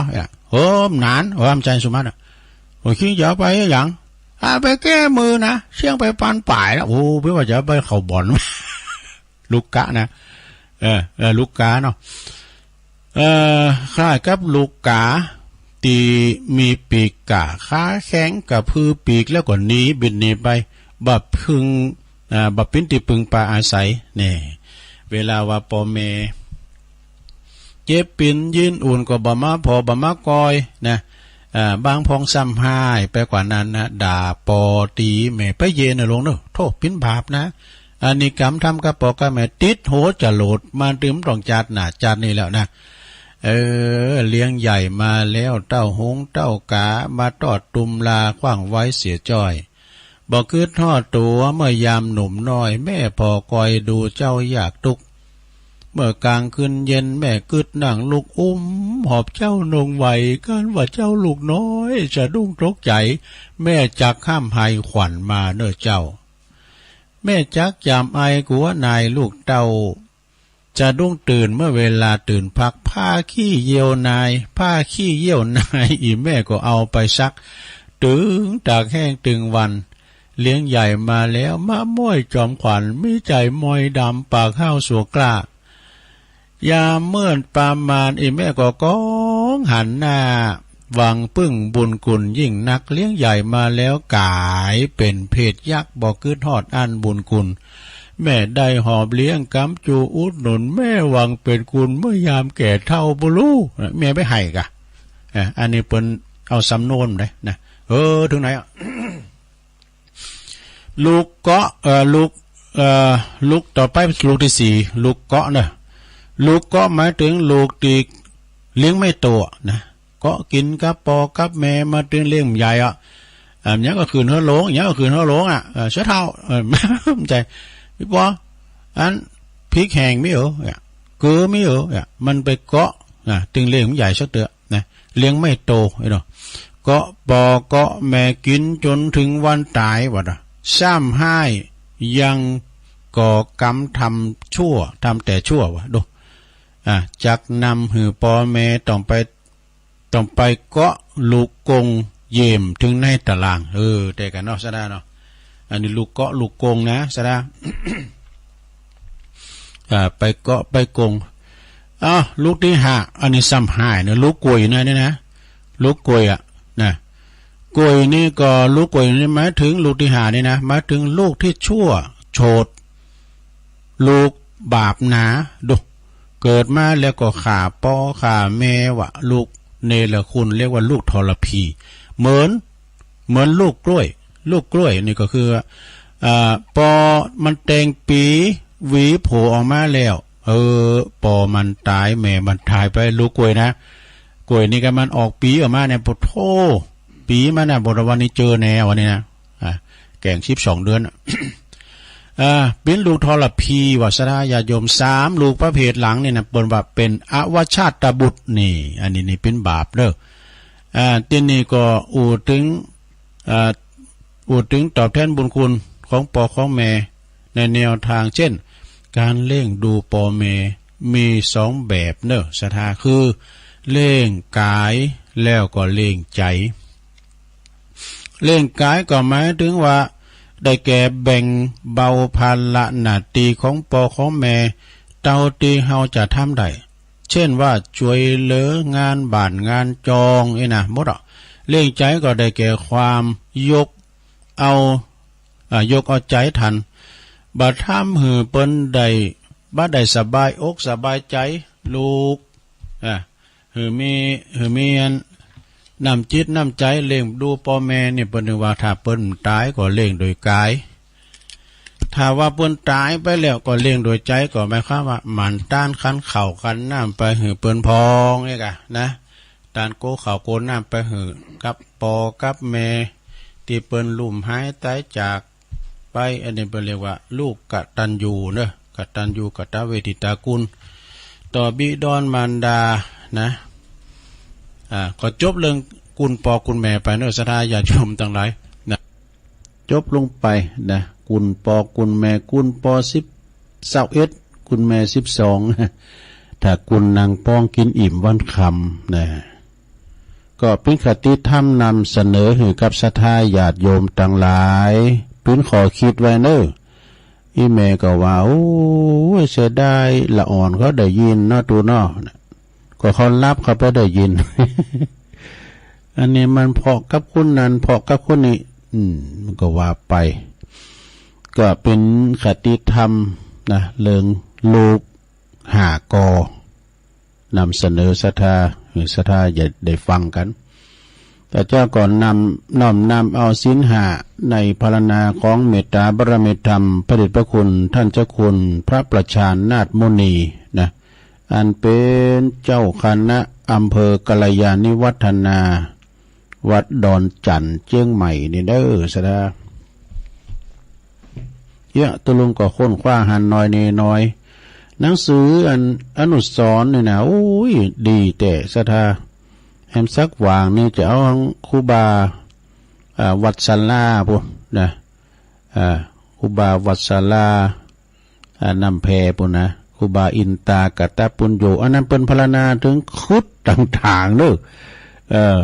คุดต่างๆมีสัพพะคุดนี่อันนั้นเป็นหนังสืออนุสรณ์ทำแบบหนึ่งเนาะเอาต่อไปอันนี้มาวางก้ามกันเลยเรื่องเฮ็ดนะเฮ็ดนี่มันมีหลายแบบเฮ็ดธรรมชาติก็มีสมัยแต่ก่อนนี่เขาไปหาเฮ็ดนะเฮ็ดได้ที่เขาจุ้มโปกนี่มันจะเป็นเฮ็ดกำปั้งหลังเลิกก้านี่มันมีเป็นหมู่นะเฮ็ดกำปั้งเนี่ยซัมเตอร์ก็เฮ็ดหลุมก่อนนะเฮ็ดทั้งแพเฮาเนี่ยนะกันเฮาไปทางห้วยกวางก็อยู่เนี่ยมันหอมตัว แล้วเฮ็ดหลุมนั้นมันออกมอนะเอาบอกออกทั้งหมดหิมหุนทางในทางล่อข้ามสังไกอ่ะเฮ็ดหลุมเลยนะเปิ้นเอามาเยอะก็กันจีมันนี่เอามาจี เอามาจีนะเอาเกิดเม็ดข้าวบุ่มไว้นะเรากินได้ก็ลำแล้ว เฮ็ดนะเฮ็ดลำหล่อหนอลำหลดนะเฮ็ดหลุมก็ดีเฮ็ดถอบก็ดีเฮ็ดกูดมันออกมาเป็นหมูหรอเฮ็ดที่บุ่มอยู่ในดินนั่นก็คือเฮ็ดถอบเฮ็ดสปาวาเฮ็ดเปิ้นก็มีเป็นยามฝนตกมาก็มาละนะเฮ็ดอันนี้เฮ็ดสปานี่ก็เฮ็ดที่มันขาวๆก็คือเฮ็ดนางฟ้านี่เอามาหนึ่งจีน้ำพริกปุ่นนะปุตมะเฮ็ดที่มันออกกลางตุงกันนะเฮ็ดหัวเข่าไปหันบอกเฮ็ดหัวเข่ามันใหญ่นะก่อนนี่สมมาเด้อเนาะโอ้กำมาเก่าเป็นอ่อนเลี้ยงควายก็โม้ว่าเฮ็ดหัวเข่ามันจะใหญ่แหละก็สมมาเอาตีนไปเตะบนนี่แล้ว มันหมูต่างกินนั่นแหละเฮ็ดที่เป็นเพาะในฟาร์มนั่นล้าวก็คือเฮ็ดเฟืองเนอะเฮ็ดเฟืองนี่มันมีเฮ็ดธรรมชาติก่อนในน้ำมันจังโถมย่ะแพะหน้าบ้านเฮาก่อนผนังปุดก้าผนังบัดดี้ก้าเป็นกองเฟืองว่าตามเส้นหน้าไกน่ะน้ำมันโถมย่ะสักขึ้นมาสักศอกก้าหรือว่ากึ่งกองเฟืองน่ะซ้ำมันเนาย่ะการเฮ็ดมันก็ออกเฮ็ดเฟืองมันก็ออกมาจุลุจะไล่แหละสมัยนั้นตุลุงสมัยนั้นเลี้ยงควายอยู่เนาะกวาดทำไมอันเนี่ยก็เอาไปทำคุ้นเถ่าปนร่างไต่โคมาลุงอันนี้มันเป็นเฮ็ดอย่างไหนเนาะโอ้เฮ็ดเฟืองกันนะมีไหนมันมีหลายมีแล้ว กูเพิ่งมารู้นะเฮ็ดเฟืองกันมันดีกินกะไอ้เนี่ยมันอยู่ไหนล่ะมีแล้วกูเพิ่งมารู้ตอนนั้นก็กวาดเอามันจะน้อยนะมันจะมองเฮ็ดเฟืองที่บนพอมันตุลุจะละเฮ็ดจะใหญ่แหละดำคือหรือขละเฮ็ดเฟืองเนอะเฮ็ดที่มันขาวๆเหลืองๆก็เฮ็ดไข่ห่านเฮ็ดไข่ห่านในว่าหลายอย่างในบนว่าตามท้องถิ่นนะดังคุณยองบอกว่าเฮ็ดเหลืองถมงโกงเนี่ยพอก็ว่าเฮ็ดไข่ห่านกันว่าไปตังแจ่ห่มแม่ฟองก็เฮ็ดโซโล่ไอ้กะไปตังงานลื่นโลว่าเฮ็ดตาควาย ว่าไปเหมือนกันนะเฮ็ดตาควายนะ เฮ็ดไข่ห่านนี่นะแล้วก็เฮ็ดเอามาตุ่มมายำหวานๆนั่นก็คือเฮ็ดอย่างเฮ็ดโคนก็เฮ็ดกูนนั่นน่ะถ้าคุณยอมว่าเฮ็ดกูนนี่มีหลายแบบนะเฮ็ดกูนที่มันออกปามลำไยก็มีนะเฮ็ดกูนแดงเฮ็ดกูนโตนเฮ็ดกูนหมูเฮ็ดกูนโตนในดอกใหญ่เนอะจีใหญ่มันจะออกดอก2 ดอกนะเฮ็ดกูนโตนนี่นะแต่เฮ็ดกูนหมูในปุตจิ้มจีดแต่เป็นปอเป็นปุ่มพุ่นมันออกเป็นหมูจุลุจะไล่แหละเฮ็ดกูนหมูนี่นะเหมือนกับเฮ็ดกำปังเฮ็ดแดงกะแล้วเฮ็ดเยิงเฮ็ดแดงกะเฮ็ดขมิ้นกะนี่เฮ็ดกำปังหลังแล้วไม่หลายสนิทมันกันได้เฮ็ดป่าเฮานี่นะอู่กันเหลืองเฮ็ดนะแล้วก็เฮ็ดที่มีแก่นมนก็เฮ็ดถอบราคาว่าเฮ็ดในเฮ็ดถอบนี่ถ้าจะแป้งแล้วเปิ่นเด้อสถานมันออกใหม่ๆนี่นะมันก็ยังคุ้นเฮานะหนุ่มๆมันเข้าวัดแอวไปตามกาดตามลีบ้านน้อยเมืองใหญ่ไปเท่ามาแล้วบ่ในก็ดำผืดเนาะเฮ็ดถอบนะตูเจ้ากินก็กืนฝืดปวดโต เอาวัดมาโลระบดโรบุกเดือดติ้มขันตูกนี่เฮ็ดถอบนี่นะเห็นมันลำเนาะเฮ็ดถอบนี่นะซะได้เนาะเอาแกงก่อนลำใส่พักยอดเหมาให้ก้าไอ้น่ะเอามาห่อหนึ่งก่อนลำเอามาตุ่มที่น้ำพริกป่นเนี่ยเหมาะซะนะใหม่ๆนี่มันเข้าวัดเดินนะบนมันดำมันเข้าวัดแล้วก็เฮ็ดที่มันใส่จิ้นหมูนั่นก็คือเฮ็ดหอมเฮ็ดที่มันใส่เป็นตันน้ำพริกใส่หอมไม่ได้เป็นว่าเฮ็ดเฮ็ดหลุมเฮ็ดหลุมมันหอมเนาะซะท่าเอาเฮ็ดอีกเนาะเรื่องเฮ็ดก็ว่าเป็นนักก็เดี๋ยวจะได้ประกาศข่าวสารงานบุญให้ครูบาอาจารย์เนาะประกาศข่าวสารงานบุญให้กับเน้อศรัทธาญาติโยมทั้งหลายเนาะครูบาอาจารย์ก่อนงานบุญต่างๆก็วันที่25นี่เด้อ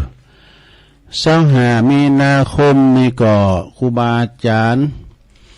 เปิ้นก็จะได้ไปรับยศรับตำแหน่งเจ้าคณะพระครูกันที่วัดพระธาตุเจ้าสลีจอมทองตั้งแต่พิษณุโลกขึ้นมาหลายจังหวัดเนอะเปิ้นจะมาหับยศกันที่วัดพระธาตุเจ้าสลีจอมทองในวันที่25 มีนาคมบางวัดที่เปิ้นได้รับตำแหน่งนี้นะเปิ้นก็ป้าลูกศิษย์ลูกหาศรัทธาญาติโยมมาปิ้นปุตโตบางพองเอารถบัสรถหยังมาเกินนะเหมารถกันมานี่เอาแตรวงมาก็มีนะเอากล้องมาแห่เอานะเปิ้นภาคภูมิใจนะประดับบารมีครูบาอาจารย์ที่เปิ้นมีเปิ้นมีผลงานเนาะอยู่วัดอยู่ว่ามาแต่เฮิงเมื่อนานเนาะเป็นกันเชิดชูเกียรติยศเนาะเชิดหน้าชูตาเป็นกำลังจิตขวัญใจมุทิตาครับพระคุณเจ้าในอำเภอดอยหล่อของเฮานี่ก็ได้รับแต่งตั้งหนึ่งแล้วก็เลื่อนปืนจ้านเอกหนึ่งนะได้รับการแต่งตั้งนั้นก็คือท่านพระครูวิจารณ์ธรรมทัศน์หรือว่าท่านพระอาจารย์สมชายธรรมทินโนตัวพี่สมชายนี่เปิ้นก็เป็นผู้ที่นักบริหารจัดตั้งทำหลวงกูปีสถานงานจ้างดูไปเอาจ้างมา2เจอเกินเอามาเหืออันพระเวสสันดรเขาขี่นะอันนี้นี่คือพระครูวิจารณ์ธรรมทัศน์นี่เป็นชื่อใหม่เบิ่นนะราชดินนามของเบิ่นก็เป็นเจ้าอาวาสวัดราชชันโทก็25 นี้จะได้ไปหับนะแล้วก็การเลื่อนแต่งตั้งจากพระครูจันโทเป็นจันเอกเนาะในดันพระครูกาลยานปราโมทวัดม่อนห้วยแก้วเนาะเลื่อนจากเจ้าอาวาสวราชชั้นโทเป็นชั้นเอกนะเลื่อนเป็นชั้นเอกเนาะที่วัดม่อนฤาษีม่อนห้วยแก้วโอ้ความจำและเดือนวัดพระครูวิจารณ์ธรรมทัศน์นี่วัดไร่พัฒนารามเนอะก็ไกลๆก็ฮะนะสถานอันนี้เปิดก็สมควรได้นะอยู่มาแต่เหิงเมื่อนานวันที่25 นี่เด้อไปหับยศละแล้วก็งานต่อไปสถานอันนี้ก็งาน ฉลองตราตั้งเจ้าอาวาสพระอธิการนครปัญญาวุฒโธนี่เปิ้นก็เป็นเจ้าอารามธิปติของวัดมงคลวลารามหรือว่าวัดล่องเคอกวาวตำบลหนองโยงอำเภอเวียงหนองล่องเปิ้นได้รับเป็นเจ้าคณะสมบัติเป็นเจ้าอาวาสเนาะเจริญพระสงฆ์เจริญพระพุทธมนต์สืบชะตาเนอะในวันที่7 เมษายนนะ7 เมษายนเนอะไผไปฟังซอก็ไปที่วัดล่องเคอกวาวแล้วก็พระจะไปเป็นเจ้าภาพพาพงตาลเป็นเจ้าภาพสังฆทานก็เจอเนอะติดต่อสอบถามได้นะที่วัดล่องเคอกวาวมงคลวลารามไปฟังซอกันมนเนอะแล้วก็งานต่อไปนี่ศรัทธาญาติโยมทั้งหลายในวันที่27 มีนาคมอันนี้งานบุญใหญ่เนอะงานวันที่27 มีนาคมเวลาบ่าย3เวลา 13 นาฬิกาคือบ่ายโมงเป็นต้นไปณที่วัดร้องทานท่าลี่ตำบลวังผางอำเภอเวียงหนองล่องเปิ้นจะมีงานฉลองสมณศักดิ์พัดยศเจ้าคณะอำเภอชั้นเอกนะและจะมียกจอฟ้าตัวนะที่วัดล่องทานเนอะตำบลวังผางอำเภอเวียงหนองล่องในเมตตาบารมีธรรมหลวงพ่อพระครูประทีปธรรมธาดาเจ้าคณะอำเภอเวียงหนองล่องเจ้าวัดหลองทานนะเปิ้นจะได้จะหลองตำแหน่งเปิ้นเป็นเจ้าคณะอำเภอชั้นเอกแล้วก็ยกจอฟ้าโดยวันที่หยัง27 มีนาเนอะพุ่มฮื้อแล้วกันเนี่ย27 มีนานี่นะปลายเดือนนี่แหละนะเวลาบ่ายโมงปิ้นตุ่นไปก็ไปลมแสดงมุทิตาจิตกับหลวงพ่อเนอท่านพระครูประทีปธรรมธดาเจ้าคณะอำเภอเวียงหนองล่องวัดหลองทานท่าลี่แล้วก็พระจะไปหับสังฆทานก็ดีแล้วก็จะไปเปิดห้องทานถึงตอนเจ้าถึงตอนบ่ายวันขามเอาไว้ด้วยเนาะแต่ละกี้ของไงไปเถอะห้องทานก็ถึงมีพุทธวัดไว้อยู่ไก่น้ำปิงโมและบ่แข่งเฮือนะการตามกุปิที่วัดหลองทานบลงยงวะเนาะเจริญปอนเนอะ งานต่อไปวันที่31 มีนาคม67นี่ก็เปิ้นจะไปมีงานแสดงปุ้นประเพณีส่งน้ำพระธาตุวัดดอยขุมเงินตำบลนาทรายอำเภอลีพุ่นเด้อครูบาโตเนาะโอไกลอยู่แล้วก็วันที่23 24นี่มีหนักมีหลายนะมีนาเป็น6ปิ้งเหรอ6ปิ้งนี่ก็มีงานประเพณีตั้งแต่วัดบันปางลองมาและลี่พุ่นนะวัดบันปางวัดป่าหกฟ้าป่าหกฟ้าก็เวงหนองหล่องเนาะวัดดุงเนอก็เวงหนองหล่องวัดหอยการกันเนี่ยเนาะหลายวัดเนอวันเดิน6ปิ้งนี่นะสถาก็ไปอยู่ไกลไหนก็ไปนะไปกินเป็ดตาลกันวัดดอนน้อยแม่แรงนี่แล้วไปแล้วเนาะ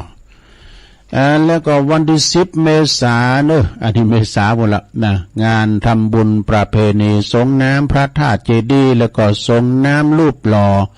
รูปเหมือนของท่านพระครูเวรุวรรณพิทักษ์อาจารย์เขื่อนคำอัตตสันโตอดีตเป็นเจ้าอาวาสวัดสุวรรณวิหารบ้านแม่อาวตำบลนครเจดีย์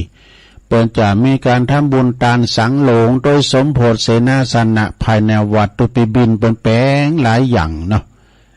เปิ่นแปลงหลายอย่างณวัดสุวรรณวิหารในเมตตาท่านอาจารย์พระครูสุวรรณสินวิสุทธ์นะอันนี้เปิ่นก็เป็นพระครูใหม่ป้ายแดงเหมือนกันนะเจ้าคณะตำบลนครเจดีย์เขต2วัดสุวรรณวิหารเปิ่นจะมีวันที่10 เมษายนศรัทธาญาติโยมทั้งหลาย ตอนนั้นมาก็วันที่17 มีนา17 มีนานี่เป็นวันแตกเปิ้นก็มีงานส่งน้ำอนุสาวรีย์ของครูบาจักรอินทจักรโกอดีตเจ้าวัดทุ่งโป่งตำบลเหล่ายาวอำเภอบ้านโฮ่งนะ17เปิ้นก็มีการไม่งานนะที่วัดทุ่งโป่งอำเภอบ้านโฮ่งในเมตตาธรรมอาจารย์พระครูสมุสุเมธีทิติโกตุปีเคเป็นรองเจ้าคณะตำบลนะก็ไปโฮมกินโฮมตาลรวมตำบุญกันประลงเสียงคำบุญมีเขาเนี่ยนะ แล้วก็ท่านตุปีโอมเขานี่นะ17 มีนาก็มีงานสมโภชตัวนะแล้วก็ทำงานหนึ่งก็วัดสิริมังคลาจารย์นี่ก็เปิ้นอยู่นี่นะอยู่ตำบลเดียวกันน่ะตะลุงเขาเนี่ยเปิ้นจะมีงาน6ปิ้งเหมือนกัน23 24 มีนาเดิน6ปิ้งเหมือนกันงานประเพณีประจำปีงานไหว้สาบารมีของสมเด็จย่านะคือสมเด็จย่านี่เปิ้นมาเกิดมาสร้างสมัยนั้นพระครูหลวงปู่ทองเนาะหลวงปู่ทองสิริมังคลาจารย์เปิ้นก็เลยได้ชื่อวัดสิริมังคลาจารย์ วันที่23 24เปิ้นก็จะมีงานประเพณีที่วัดสิริมังคลาจารย์ตำบลดอยหล่ออำเภอดอยหล่อจังหวัดเชียงใหม่ในเมตตาบารมีธรรมอาจารย์พระครูธรรมธรประทวนอภัยโยเจ้าอาวาสและพร้อมกับปลงวัชระพรหมเสนใจแม่นกะปลงวัชระนี่เป็นปลงแหนบทองคำนะ เอางานต่อไปศรัทธาญาติโยมทั้งหลายอันนี้วัดดงนิมิตนำดิบน้อยเริ่มแล้วตั้งแต่วันพุธละห่างน้อยแล้วนะเป็นงานจะลองปล่อยหลงอบรมสมโพธิวิหารทรงไทยล้านนาแล้วก็หอทรงน้ำกำแพงวัดแถมหลายอันปัญญางสิงทำ2 โตปูโตนอนปรับปรุงภูมิทัศน์วัดโดยเริ่มเบ็ดเสร็จเลือดตึงมดถึงเสนั้นนะ13 ล้านปลายศรัทธาญาติโยมเงินล้านเงินแสนไปหาได้ง่ายๆอันนี้เป็นแปลงมาได้หลายปีแล้วนะศรัทธาบนมาโลมกันเอากำเดียวเลยนะเอากำเดียวเลยก็รวม13 ล้านเนาะ จะไม่ขึ้นในวันที่15 16 17 15วันพุธนี่ก็ห่างน้อยละวัดก็จะเริ่มเข้าเวลาเปิ้นเตดกันเพิ่นก็จะมาก่อนนะ15นี่นะ16นี่ก็โคตานเข้าตึงโหวัดแล้วก็ตึงเจ้าบ้าน17ก็เป็นวันตาลนะไปกินไปตาลกันพี่น้องอยู่ตั้งไก่ก็ดีปีภายน้องมันก็มาแห่โคตานกันมันมื้อจะมีไอ้ตัวนึงนะในเมตตาบารมีธรรมเจ้าอธิการพิเชษฐ์สิริพัทโทตัวพิเศษเท่านี้นะเป็นพิเจ้าคณะตำบลตุย พร้อมกับตุปีเอ็มแล้วก็ปหลวงโอนวัฒนาปันวาลีผู้จอยอบตสารวัตรแพทย์มันหมดนะมากินมาตานการที่วัดดงในเม็ดน้ำดิบน้อยฟันปูแต่ไปเหี่ยวเนาะแล้วก็ขอเชิญรวมทำบุญปล่อยหลวง16-17มาเกินเนอที่วัดจันทร์เกษมวัดจันทร์เกษมนี่ก็โหวัดตึงกันเปิ้นเขียนไว้นะพระเลขาบอกว่าเน้นตุนนั่นไปอันนี้เป็นโหวัดเนาะพระสุขำสุจิตโตโหวัดตึงกันอำเภอแม่วางบนนั้นเนี่ยนะวันนั้นก็ไปหวยโมงพอเข้าสวดมนต์น่ะตรงว่าหลวงพ่อวันนี้มีงานเนี่ยปุ้นปล่อยหลวงนะห้วยโมงนะแต่ข้าก็ลืมไปเนี่ยโทรหาคุณครับรถเอาเหืออันเน้นไป ก็แล้วจะสวดมนต์แรง6 โมงเนาะวัดจันทร์เกษมนี่เป็นปล่อยหลงกุฏิสงฆ์เสนาสนะโดยทาวรวัตถุต่างๆวัดจันทร์เกษมก็อยู่ที่หมู่6บ้านเตาไหตำบลทุ่งรวงทองอำเภอแม่วาง16-17เหมือนกันนะมีนาคมนะแล้วงานต่อไปแถมนี่ศรัทธาญาติโยมอันนี้ก็วันที่12 เมษายนศรัทธามีงานประเพณีวันกตัญญูหลวงปู่ครูบาอินโทที่วัดใหม่หนองหอยวัดใหม่หนองหอยก็ตั้งอยู่ตำบลสันติสุขอำเภอดอยหล่อของเขานี่แหละในเมตตาธรรมอาจารย์พระครูสังวรยติกิจเจ้าอาวาสแล้วก็คุณหลายอันนี้งานใหญ่นะ12 เมษายนปากันไปเถอะพี่น้องไตมีเพิ่งกึ่งด้วย เป็นปูจาตุงลอยฝ่ากันก้ามสังกานะคุณหนักคุณหลายไปสาระสลงทรงน้ำผัดถาดกัน12 เมษายนไปปะตุลุงกันก็ไปกุปีนะที่วัดใหม่หนองหอยวันกตัญญูหลวงปู่ครูบาอินโทนะคุณลงคุณหลายโครงการมีเป็นร้อยซะนะเนาะเอางานต่อไปก็18-19 เมษายนหลังปีใหม่เมืองแล้วก็งานบุญฉลองปล่อยหลวงศาลาโรงครัวที่วัดฉางข้าวน้อยเหนือวัดฉางข้าวน้อยเหนือนี่ก็อยู่หิมูลตั้งวัดเพิ่นนะวัดอาจารย์เสถียรแต่ก่อนเนี่ยนะเพราะวัดนี้ก็ชุมชนคุณยองทางนั่นนะก็ในเมตตาธรรมอาจารย์ท่านพระใบดิกาไพฑูรย์นะขันติทโรนะเจ้าอาวาสอาจารย์ไพฑูรย์นี่ก็เดิมเพิ่นก็อยู่ปุณธาชมพูนามสกุลคุณชมพูนะเป็นหลานของดร.สองพริกดวงนะเป็นก็จะมีขึ้นในวันที่12 วันที่18-19 เมษายนบุญศาสนางานปล่อยหลวงนะที่วัดช้างขน่อยเหนือก็ไปกินไปตานกันเนาะใกล้กับบ้านตะไลค่ะเนาะบ้านปุ้งตะไลมา10 เมษายนทำงานหนึ่งก็งานฉลองสมณศักดิ์พัดยศนะพระครูใหม่ป่ายแดงตุลุงธรรมเจ้าอาวาสวัดอรุณวิทยาวาสห้วยปันจอยนะเป็นวันที่10เป็นวันเกิดแฮปปี้เบิร์ธเดย์ของตุลุงธรรมเลยเปิดจัดให้มีแสดงมุทิตาจิตฉลองสมณศักดิ์พัดยศแล้วก็จะมีการสืบชะตาหลวงโดยที่วัดห้วยปันจอยตุลุงธรรมก็ได้เลื่อนตำแหน่งเป็นพระครูแล้วจะมาหับวันนั้นวันเดียวกันวันที่25วันเดียวแห่กันไปลุงธรรมตุลุงธรรมก็ปลดตบ80ปลายแล้วนะปลดตบเป็นแข็งแรง10 เมษายนไปปากันที่วัดอรุณวิทยาวาสห้วยปันจอยนะเห็นงานหนึ่งก็บัดนี้ลืมนะศรัทธาญาติโยม17-18ในก็งานพุทธาภิเษกอบรมสมโพธิสวดมนต์ตันเปิดป่ายศาลาการประเรียนโดยที่วัดพระธาตุดอยหล่อว่าจะมีสวดมนต์ตันเวลา 18 นาฬิกา 6 โมงเป็นต้นไปในวันที่17เนาะสวดมนต์ตันเนี่ยก็เดินแต่เมื่อแรงเมื่อค่ำแล้วก็สวดมนต์ตันเป็นชั่วโมงไปแล้วก็มีเตแถม4ผูกทำปฐมสมโพธิกาถาธรรมจักรปวัตนสูตรธรรมพุทธาภิเษกแล้วก็แถมผูกหนึ่งจบจาก4ผูกแล้วก็จะมีสวดเบิกด้วยจากคณะสงฆ์สามเณรจากวัดพระธาตุเจ้าสลิจอมทองแล้วก็จะมีโกนเข่าติบแถมมาดูมาเมื่อเจ้า 3-4 โมงก็ไขตาพระเจ้าตุเจ้าทั้งชุดหนึ่งศรัทธา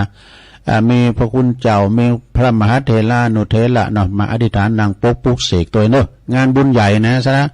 ไว้จะเอาอันใดที่ไปปุกเสกตัวก็เจิญกันใดนะ ที่วัดพระธาตุดอยหล่อในเมตตาธรรมอาจารย์พระอธิการจิตอานาลโยจะได้ดำเนินการกันต่อไปเนาะแล้วทำงานหนึ่งก่อน1 เมษายนเนอะ1 เมษายนก่อนงานประเพณีส่งน้ำพระธาตุเจดีย์พบโชคทวีศรีสันเหมืองนะที่วัดสันเหมืองตำบลหนองหลองอำเภอเวียงหนองล่องก็ในเมตตาธรรมอาจารย์ท่านพระอาจารย์เอาลักปัญโยนันเนอเปิ้นก็จะมีตั้งแต่31 มีนาเนี่ยเปิ้นก็จะมีทำบุญทักษิณานุปทานวันตกแต่งห่างดาตานก็มีประสงค์แถมมันชุดหนึ่งนะทักษิณานุปทานทำบุญอุทิศแผ่พายย้ายบุญต่อจากนั้นก็วันที่1 เมษายนก็สืบชะตาโลงโดยนะส่งน้ำทาตลอดวันพระจะหับปิ้นจะพาบสังฆทานจุล300ก็เจอเนื้อแจงความจำนงหมายได้ถ้าไปจะหับปิ้นจะพาบโลงทานก็500 บาทนะ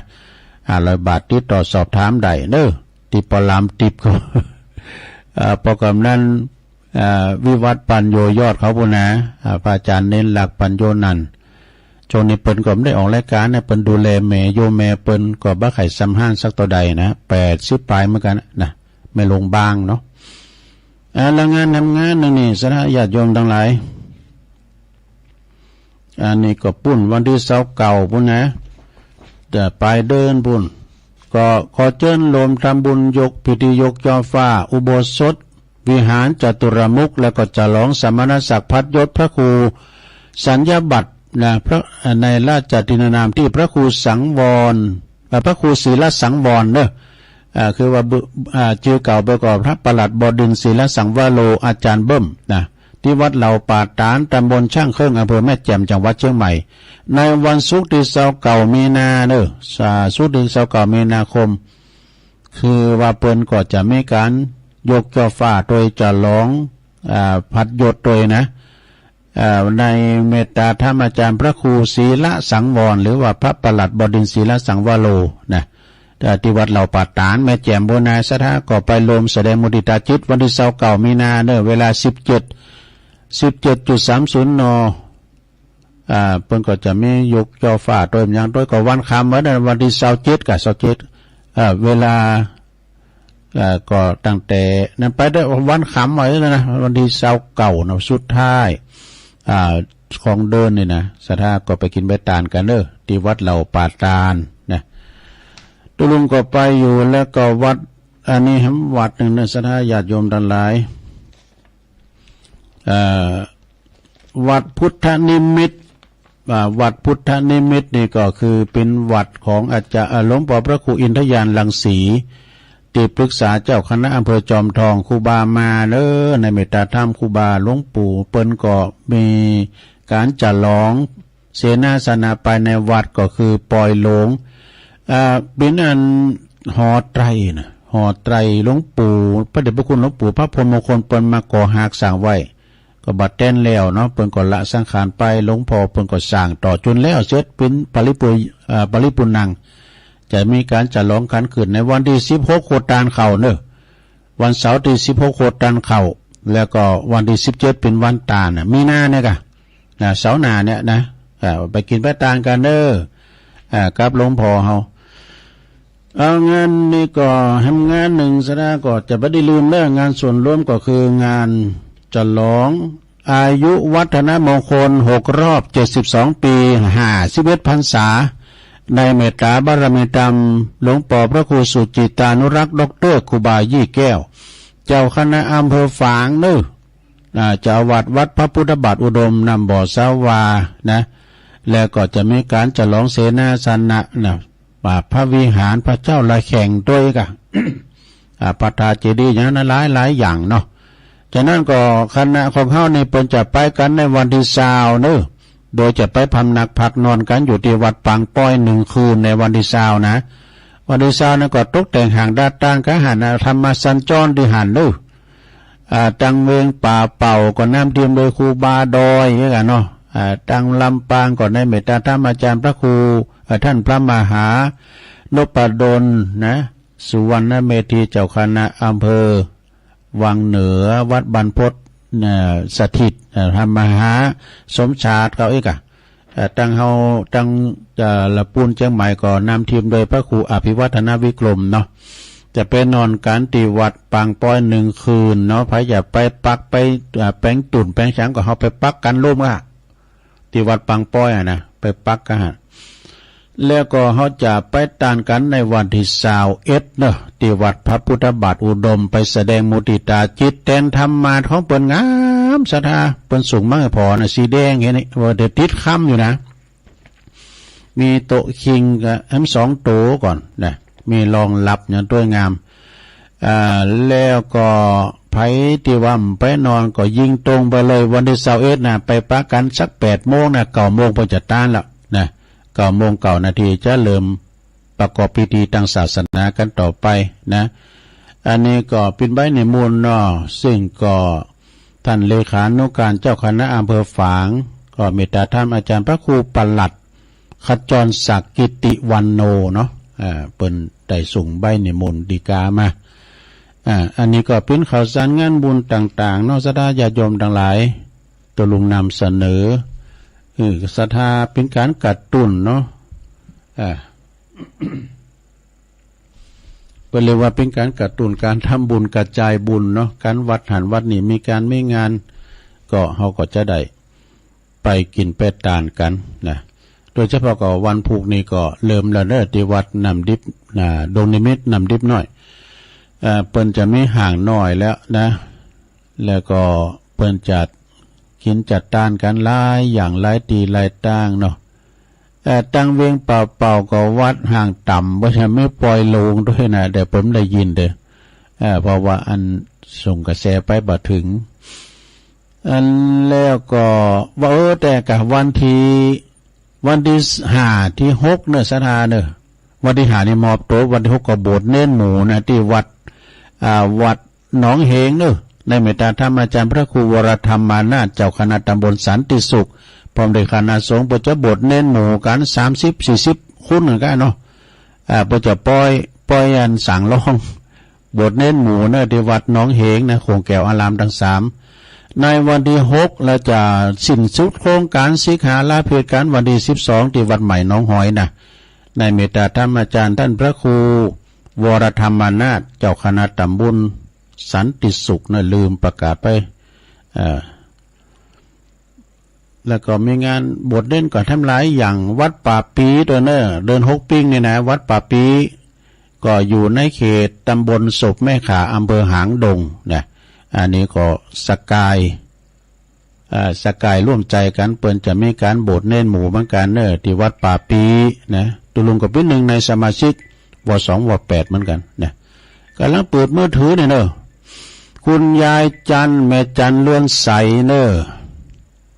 ตักมาตังลายพระครูบุญทัดโดยปุ่นวัดนางแลลำปางเนาะแล้วก็มีวรดรนี่หนองหานสันทรายครับคุณครับแม่กมลพรกรกมลก็อยู่บ้านเดียวกันหนองหานสันทรายเหมือนกันนะบ้านโดยน้อยพัฒนาเนอะก็ส่งมาตังลายตักมาตังลายแม่น้องโดยแม่ชีกันธนิสายยะโดยแม่ครูเกษณีโดยเนอะไอบรรจงกันทวงโดยเนอะฟังอยู่นำดิบเนอแม่แลมโดยเนอะจากปุ้นแม่สุภลักษณ์อันเดียวกันนะแม่หลงสายฝนจันกุลนะอันนี้อยู่บ้านน้องผ้าขาวหลายปิงแม่สมผัดเนอะแม่ย่อยสันทรายแล้วก็มีแม่แดงอัมพรจังฟ้อนจากเต็นดอกไม้เมโยมจากปุ้นบกก้างสันกำแพงบุญส่งจากลำปางแม่สุทัศน์ดีมูลจากแม่วางเนาะแสนผมทุ่งปีโยมยุพินหอมอลาพี่น้อยฟังจากบ้านแม่หยวกเนอหน้าสารกลางฟังชัดเจนนิกรชายน้อยอันนี้จากหนองล่องนะไวสาขาฟังอยู่เจ้าอธิการวิชาตุปิชาเนอะตุปิชาเนี่ยเป็นอยู่วัดปัตตาเนอแล้วก็แม่ครูยาจากกศน.เชียงใหม่บ้านสวนโดยหล่อโดยเป็นนั้นผลโดยเนาะจบการตักตายเดี๋ยวก็จะเปิดสายแล้วเนอะซะนะเวลาก็โวยแต่ก็จะเปิดสายทักทาย089 955 6506เจริญปอน อ๋อหลวงพ่อกฤษเนาะเบอร์หนึ่งมีแล้วได้เวลาแล้ววินทบาท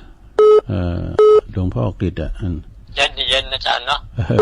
ตอนเช้านี่เย็นนะเย็นแล้วเริ่มแก่พอวันละร้อนอาจารย์กลางวันนี่ร้อนอากาศแปรปรวนอาจารย์เนาะ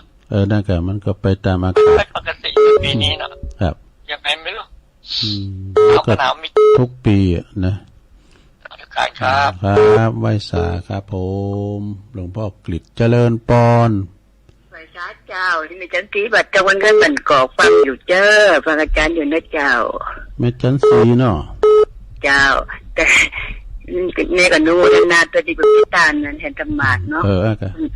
ก็เต็มใบประโยชน์มือสาวไหว้กันไปได้เนาะฟังเปิ้นถ่ายทอดเปิ้นถึงถ่ายทอดซื้อฟัง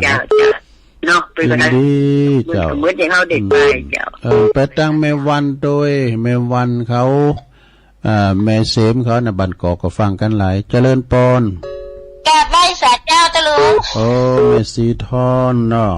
เจ้าวันนี้ฟังพระบาทอุดมชัดเจนดีนะเจ้าดีกะเจ้าสาธุเจริญปอนจังได้ยังหนังลองเจ้าแม่น้อมมั้ยเจ้า